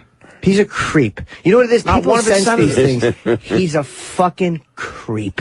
How do you feel about him? I don't mind him. I'm actually going to vote for him. I relate to him. Did you see I that? relate to that face that people just hate for no reason. He has it. Did you see that one poll? Like 35% of the Florida voters think he's the BK killer. Was it the BT? Sorry, the Zodiac killer. Zodiac killer, yeah. 35% of Florida voters think he might be the Zodiac killer. Poor Florida. It's a Zodiac killer. Here you go. Poll: 38% of Florida voters believe Ted Cruz could be the Zodiac killer. Is that a person that kills people because of a astrological belief? Yes. You don't remember the Zodiac killer? He was a real serial killer. No, They never got him, Yeah, right? yes, a very real serial killer. Did they never get him? I think they didn't get the Zodiac? No, never got the Zodiac? All right. Oh, that's great news. Thanks for making my morning a nightmare. There's Zodiac killer. Isn't where did he do his California? It was California. Yeah, I think it was California. San Francisco area, Bob. Well, I didn't know they never I caught think him. you're right. How many people did he kill? Two. Oh, more than that. No, it was two. Just two? Yeah. Five confirmed dead. Five. Possibly 20 I wish there was to a 28. policy that if someone kills somebody or does something incredibly heinous, they get no press. I wish there was some bizarre thing, because that's all they're doing is getting as famous as people that are great. I think it influences other people, too. It teaches them, yeah. And a lot of the shows teach people. These kids today, they're millennials. But I mean, if you make a show and it's about the Manson killings and you make an entire series about it, you got someone up going, hey, I can get a series in 30 years. And if it's me, maybe they got to pay me some rights. I don't think Charles Manson is getting any money off of the Duchovny show, do you? I hope not. Yeah, Oh, I wouldn't think so. I wouldn't. Yeah, it's because it's history. Yeah. That'd be funny. We got to cut our deal with Charlie first, and then we can make a show. Yeah. Did he ever get married? Wasn't he getting married? No, he found out that they kept asking him for, to sign stuff and blah, blah, blah. She was not the girl she seemed to be. Oh, really? And, he is not. She looks like a young Julia Roberts. She's super sexy. She's smoking. She probably has a big, meaty puss, and she likes crazy fucking people. Did they get to, She's a good egg. did they get to have I a had little that- sex in jail? I Is don't he know. one of those Can places? Manson have a conjugal visit? I don't think It so. looks like he has had plastic surgery. That's pretty frightening. It does not look like him. It looks No. like a guy that does infomercials. Listen, say what you want about murdering pregnant women, but he's aged well. Yeah. Charlie looks good. He's aged well. Charlie looks good. I actually got caught on the words meaty puss. I just got caught. Yeah. For some reason, that sounds like a good recipe Jimmy likes for something. likes some sloppy, Bob. I do. He likes some sloppy. You do? Oh, yeah. He likes a lot of stuff hanging out. I want it to look like she's stealing a pound of chopped meat in her underwear. You like a clam bake? You like something where it just goes every direction? Every which way. You like one that's so floppy you could just fly away? Yeah. Like a butterfly and just lift her off the ground like a hovercraft? Yeah, I want it to look like the fucking chest of a suicide bomber. just wide open and bloody meaty. No blood. Yeah, it's a great point. Not blood. No. He likes a little something going on down there. The meaty spiral. You could actually make what you want. And if it looks like a penis, who's looking? Exactly. Who's So looking? you don't. She's lovely, this girl. Though. Yeah, she's perfect. I wonder if she has a sister. She's very cute. Not so much in that picture. Yeah, not like those big gums. No, Stop she's smiling, stupid. I don't think she flosses. Toothy idiot. She wanted to marry him for his corpse. Yeah. To make money after he's gone. Is that? Oh, that makes sense. There's the headline. Marry him for his corpse. Well, see him getting press. Me looking at his picture, that's like staring into the face of whatever you think the devil is. Evil. It is just. Pure evil. Don't subscribe. Can't do negative no more. That's the thing about getting older. You don't necessarily need new friends. Which, your real friends, you know who they are. They show up when you're doing a play. Yeah. But negative people. Okay, you got to take down these pictures. I can't look. I'd rather look at Marilyn Manson. No, not necessarily. Or how about Ted Cruz? Oh my God! Look at that face. Yeah, boy. You know what it is? He's a weasel. Yeah, it's very weasel. You can see he's a fucking weasel. Yeah, it's very ferret-like. But he wouldn't be one if he wasn't who he is. If his values weren't what they are. Yeah. I mean, Republicans should have had better choices. Have you seen That's him? why Trump was able to, rise to the top too. All they needed was a charismatic person that cared about actual human beings, that actually talked about human beings, and that turned into a cage match because Trump got in there to do that because he's a brand, and he did. It's unbelievable what he's done. Nobody's ever done it before. He's changing the whole political system. Well, I hope it's not. I don't think we can go back to how it was after this campaign ever. Unless we get a guy who is that guy that we all fear for their lives, that is saintly, that is something about them, not religious saintly, but just as a guy or a woman. Like who? Or anyone from the past? I mean, if Kennedy had been that, but if it's a Lincoln type of person, if it's a not Jefferson, he's fucking everybody, but somebody that just cares about, not now, no. I mean, you never know. You don't know. Things we don't know for sure what happens. Things can fuck you in the grave. Jim, think about it. Absolutely. That's right. Hope so. But how hot would that be if you're dead and people are fucking you? I wouldn't be giving him any worse of a fuck than I am now. So. You're going back to that Kinnison bit, aren't you? Which is? Where it had that bit in his show about being dead and, being at peace with the whole thing. And then, you're laying necrophilia, yes. Yeah, you're laying on the slab. You know the bit? Yes. And then all of a sudden, Kinnison's like, what? I'm not going to do this justice, but basically, what the hell? What's going on? And it turns out he's getting his dead body fucked. Someone's fucking me. You never heard that bit? You're genius. It's really funny. And I know all of his shit. What the fuck's wrong? I remember one of my favorite bits he ever did was why his marriage didn't work out, because no matter when they were fucking, he would lay down on the stage in all of his girth, and he would be holding the mic, and he's pumping away. He's just physically fucking his wife from behind, and this is why he broke up. She goes, "We got to fix the fence," and he goes, "I'm trying to fuck you, bitch. Shut up." She goes, "It needs another coat of paint." He goes, "Shut the fuck up." You meet Kinnison? You were in the same circles as him? I actually helped him get his first audition at the Comedy Store, but he didn't need. I met Kinnison because he was a Houston comic, right? I was in Houston, and I was playing the Laugh Stop in Houston. And there you go, River Oaks.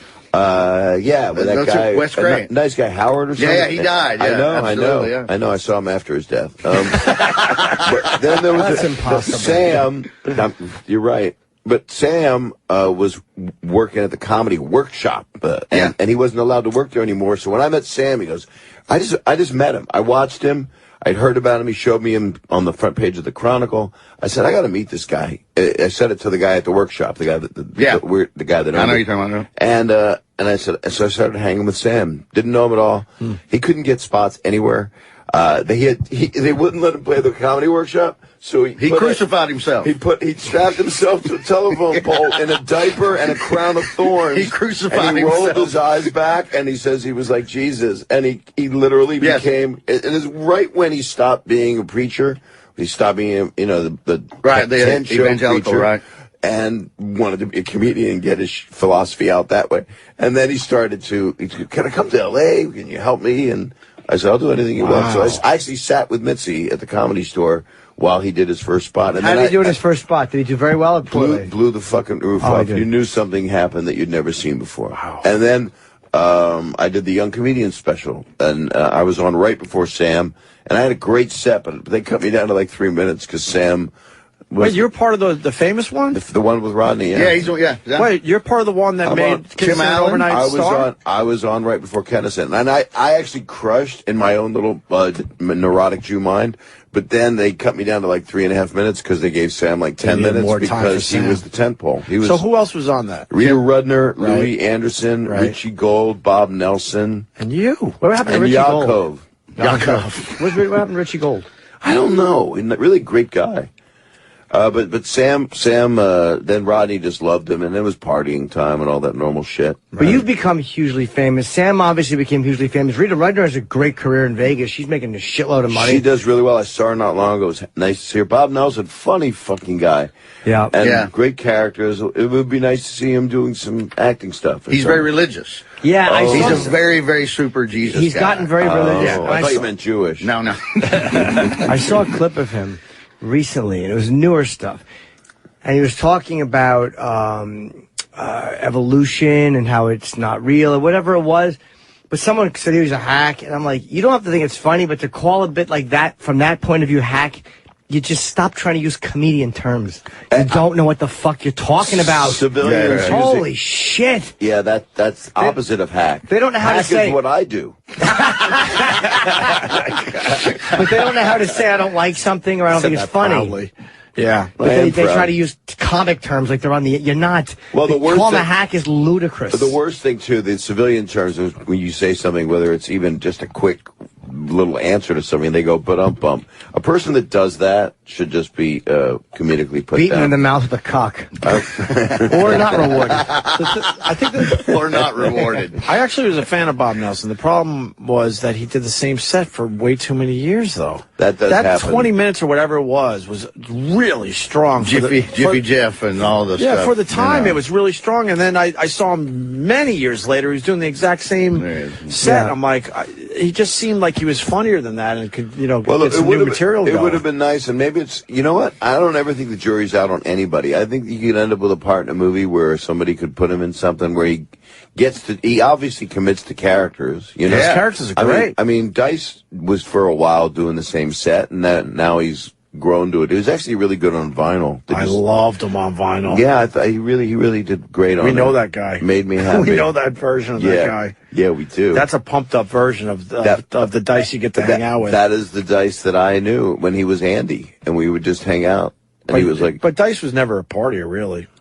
No, Dice would take a woman that he was dating to his apartment and play his cassette tape of his set that night. Oh my God. It's the truth. He would be on stage, and I dated this girl, and she said, I went up to his house. He wasn't Dice then. It was just Andrew. Yeah. And she said, and he played his set, and then, and that just seemed kind of weird. Yeah. And I said, okay. And then I realized I shouldn't play my set for her. Yeah. Him playing the drums. She gave me the tip off. Him playing the drums in vinyl. Just amazing. Well, it's a little bit like Alfred Molina in Boogie Nights. It has that charm to it. Sure. Best cameo ever in a film, by the way. Which is Alfred Molina. And amazing. Cosmo. Well, that was a part. That was a part. That was because he had a full... He did, yeah. He had a full arc. He's one of the best. I got to work with him once. I did a L.A., whatever it is, SVU. They did the L.A. Law and Order, and it was him and Terrence Howard. So I got to do scenes with the two of them. That's why I did it. Alfred Molina is fucking cool. He's a big guy, too. I met him here. I didn't realize how tall he was. He's like 6'5". He's a big guy, man. He's one of the best actors and one of the nicest people. He was great as Dr. Octopus. Yeah. Doc Ock. Dr. Octopus is his You're name. right. You're right. Yeah, what did he say? I'm going to peel the flesh from her bones. It was such a great line. Not all that shit coming out of his back. That's rough. What would you do if you had a whole bunch of cocks coming out of your back? Just be happy they weren't stuck in my ass. Okay, guys, could you work your way down? What about Oscars? You're done talking about all the that Oscars? shit? Yeah. I got a TV daughter that won the Oscar. I did a show called Raising Dad for 1 year, and Kat Dennings and Brie Larson were my daughters on it. Oh, Brie Larson. And Jerry Adler, who was Hesh, was my dad, and it was a good show. Oh, Hesh and the Sopranos. Yeah. Oh. And Brie Larson was great at 9 years old. She was such a great... God damn, did you see Room? Did you see? I thought it was amazing. Yeah, it's really good. Fucking great. It's really good. Porno I've ever watched. I watched it with my 23-year-old daughter, and it meant so much as a parent to watch it with my kid. And fuck, it's such a great thing. I watched it with my friend who has a shed. Were you able to see it, or was the skylight blinding the screen on your No, I computer? said to him, how would you get the door to stay shut? He goes, well, you put in the code. I'm like, that's pretty smart. By the way, it was a nice shed. It sure was. Yeah, it had everything you need. It had a sink. There's Raising Dad. There it is. Look at us. Yeah, she was, what, 9, 10 years old at the time? Jonathan Katz created that show. Yeah, she was 9, 10. Wow. Yeah, she was in Trainwreck, too. She was Amy's she was great in it. sister. Oh, yeah. She's something. I'm real happy for her. She was eloquent, too. What do you think of the Black Oscars, that whole thing with the boycott and all that crap? I think it's all sad that we're in that world. And you know, the Academy's a bunch of white people that don't go, hey, I'm going to watch Compton first. You know, they're going to watch a bunch of other stuff first. Was Compton worth being nominated for Best Picture? Maybe. I thought it was very good. I liked it. I liked it too. There's people in there that I thought did just as good a job, if not better, than the guy that won Best Supporting Actor. That was a gift to Spielberg. For Bridge of Spies. Yeah, well, the truth is, you've never seen anybody change rulings quicker than the Academy. So you want to talk about white liberals? They've changed the policy, so it's going to be a different game, and so because there was an outcry. So Jada Pinkett, who was, you know, and Chris called it out and all, and hilariously, amazingly, yes. But the truth of it is, it did change the way things are going to be done a little bit. Did it change the conversation? What, this conversation? No, I just hate when people say, well, it changed the conversation. Right. Oh, is that what you're saying? Yes. I don't disagree with that. I hate people that say that. I don't disagree with that. Yeah. That means they disagree with it. They don't want to say I agree. The one I hate the most, at the end of the day. Oh, my God. Oh, my God. At the end of the day, it's the end of the day. God, that's all it is. Shut up. For all intents and purposes. Right. That's a good one. Yeah. That's got to be legal jargon. I dated a lawyer a couple times, and you don't want to have that kind of conversation with somebody. All right, Bob, you got to go. All right. Where's Bob going? He's got to get out of here. I got to go to things. He's promoting. I like you guys better than everybody. Got lunch with Norman Lear. I would hope so. Norman Lear's still waiting for me in L.A. right now. Sitting in a booth. Was Cosby really your mentor? I really did respect the shit out of where he came from. Right. And but once I saw Pryor, I couldn't help but love what Cosby did, even though I wasn't always laughing at what his stand-up was. Just admire it, yeah. But it was just amazing that he could do the structure that we've all learned from, which is there's going to be some jokes in here, but talk about going freestyle around it and having a story around it. But it wasn't like what Pryor would do, who was kind of that's my God. You got to know him well, right? I got to know him. I was pretty lucky. I did a movie with him, that Critical Condition, yeah. So you hang out with somebody for 3 weeks. There's no one else to talk to in High Point, North Carolina. And there were great people in the movie, too. But he... How was he to you? He was so nice to me. I mean, he was just... It was funny, because after I did the movie, I couldn't get a job. And then... I got bumped at the Comedy Store because Mitzi said, you can't go on. Robin's here. Richard's going on. Sam's here. You're not going on. And okay. And Richard felt so bad because he knew I was bumped. It was in the main room. And he comes over, he goes, when the show's over, you want to come out and see my new Testarossa? And I was like, oh. And I thought for a minute, I didn't even know what that was. I thought it was, you want to see my balls? And then I went out. I went outside with him, and he goes, it costs $250,000. I don't know what the fuck it does. Look how the doors open. And he opens the doors. This is so sweet a man he was to me. He goes, you want to get in? I said, no. I was so depressed. You said no? I wanted to go on so bad. I looked at it. I mean, I could have gotten in the car. Then again, I don't know if I would drive with Pryor in a Testarossa either. That's probably not the fucking smartest move to make.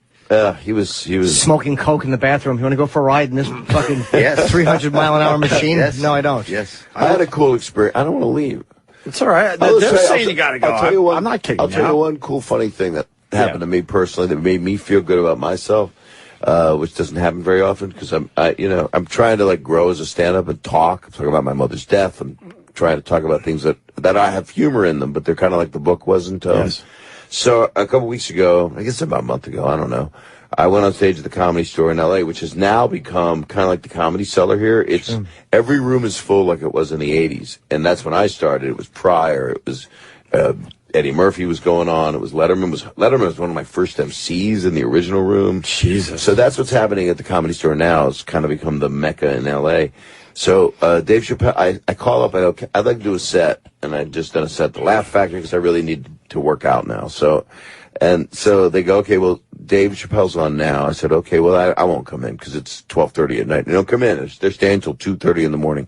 I go on, Dave finishes, Chris Rock gets up, does like 35, 40, he's working on his Academy material and other stuff that's just fucking great. That's really great. And then I said, I gotta leave. I can't follow this. What am I going on? They said, don't leave. Trust me. This is it's like it used to be. Like when you started, just go on. So it's 1:30 in the morning. Dave Chappelle, I asked him to stay at the piano to talk to me because I was like, nah, I can't follow these guys because they're Mount Rushmore to me. Right. And so Chris goes, well, I guess I'm done. And Dave says, well, we have another special guest. And Chris goes, another special guest? Who's more special than us? Who's bigger than us? What do you got, Eddie Murphy? And he goes, no, I got, and Chris had seen me and he says, oh, good, he's here. And Chris goes, here's a guy that raised all of us. But it wasn't even sarcastic. It was like just sincere. It was nice. And I've had exchanges with him over the years, and I think he's obviously one of the best comedians ever alive, ever. He's on my short list. And so I got a standing ovation at 1:30 in the morning. When you went on? When I went on. After Chris. And he did a couple pieces of material that he'll be doing in a new special. Or if you can go see him, it's a couple of the things. You've been down to the Cellar and seeing him work out. He's got a couple of things about love and men and women. I don't watch. I saw him when he was working at the Oscars thing. I said, how's the material coming? He said, good. And I said, I hope you're going to stay away from the race stuff. He went, oh, absolutely. Oh, man, it's so funny how he just dive bombed right into it. Yeah.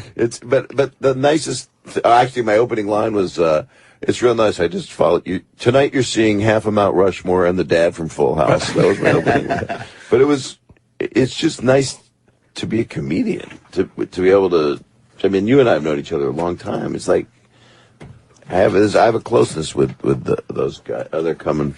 People are coming. Yeah. Theo Vaughn, what's up, buddy? You know Bob Saget? Hey, dude. How are you? Good. What's going on, man? Are you in town for a while?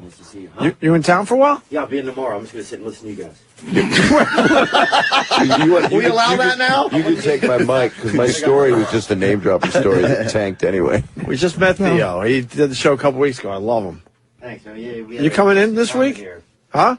We know people. I know. Yeah, we worked on Howie Mandel's show together. That's right. Yeah. That was fun. The deal with the show. Yeah, it was a good time. Yeah. It was a hidden camera show. You know, I'm a big fan of those. This is how we do it. Yeah. This is how we I want to do do a it. hidden camera show in a gynecologist office. That'd be wonderful. I want to do one starring Erin Andrews. That whole thing is crazy. I love the fact that she's suing that scumbag. That's great. Erin Andrews from $75 million lawsuit. Good. From ESPN, the peephole thing? Yeah. What? $75 million. The guy did 2.5 years in jail. He's a fucking insurance salesman. Yeah. Went there knowing she was going to be there. He's like one of these stalker fucking creeps. And he requested the room next door. I guess he called and asked for her, and when they said yes, the number lit up or something, so he knew what room she was in, and he requested to be put in the room next door or whatever, and they did it. I don't know if he asked by name or just for the room number.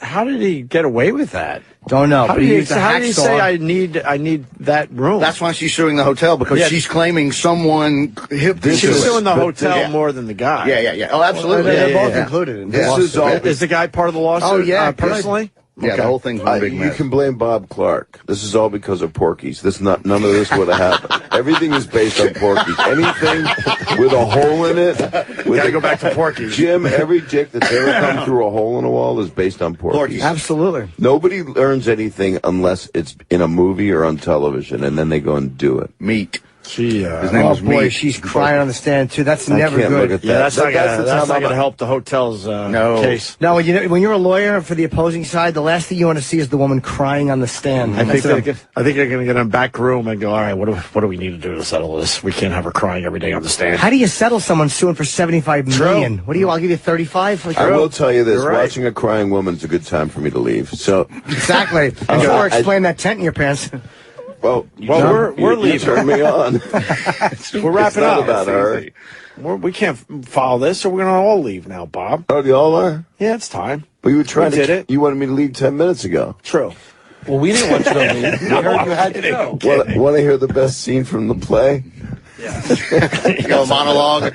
Father Greg, do you have a monologue? You can still do the play for me. That's true. No, I can't. Why not? Hey, if we do it in L.A., if there's any chance in the world that we do it in L.A., would you fly to L.A. and see it? Yes, I would. I've been. You wouldn't even go 5 minutes from I here. wouldn't. Yeah, you could have walked to the play. All right. Bob Saget. I just never stopped. How many weeks were you in the play? I wasn't in it. I did it for 9 weeks. I did 72 shows. He was only there 9 weeks. Only 9 weeks. Yeah, it's hard to go 20 blocks in 2 months. 2 months. You could have gotten one of those things. What do you call those things you stand on that wheels you around? Segway. Yeah, you could have gotten a Segway. Overboard. You could have been there so quick.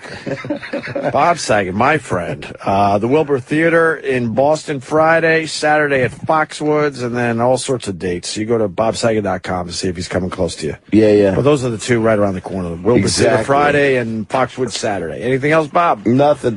Fuller House and stand-up guy, and then I'll come back and we'll talk about nothing but... it won't be the play. It'll be something good. That's fine. And we'll talk about fatherhood. And we'll go out to eat soon. I want to do that. Are you in town for a while? No. All right. Well, I'm doing Colbert tomorrow night, and then I'm out of here. And then you're out. I'm going to Boston. All right. Vic Henley, thank you, sir. My pleasure. Anytime, guys. Live from Lou's Cruise on iTunes. Norton's at the Count Basie. Count Basie on Thursday, and Saturday is Montclair. And we're showing UFC at the end of it, so nobody has to run out of there. And then the following week is Indiana, Cleveland, and Grand Rapids, Michigan at Laugh Fest. How do you remember all this, man? I have to go to my website to find out what I'm doing. My website's right there. But I've been saying those. Well, I'm just so many times. Well, you're on every day, for God's sakes. Yeah. You're Jim Norton. Yes, my redundancy is fucking earth-shattering. He's got a big theater tour. Yeah, it just began. He's a big deal. He's going to be doing it for the next few months. So people fucking love him. JimNorton.com for all the dates and the animation, too. Yes, it's the second episode is up. ChipChipperson.com or whatever, and you can just link to it from there. And if you like it and want to donate, cool. All right. Can we go? Okay. What? No, I haven't tomorrow. Yeah, Theo, you're around tomorrow? Come on in. Yeah, I'd love to come back in. Fuck yeah, Theo Vaughn. We hit it off a couple weeks ago. Well, it was a wild fucking show. I might have liked it better, actually. All right, we're going to go. Bob Saget, thank you. Love you, miss you. And thanks to Donald Trump Jr. Listen to the replay. That was a pretty good hour, talking about his dad and everything else that's going on with the campaign. And with that, we'll see you tomorrow.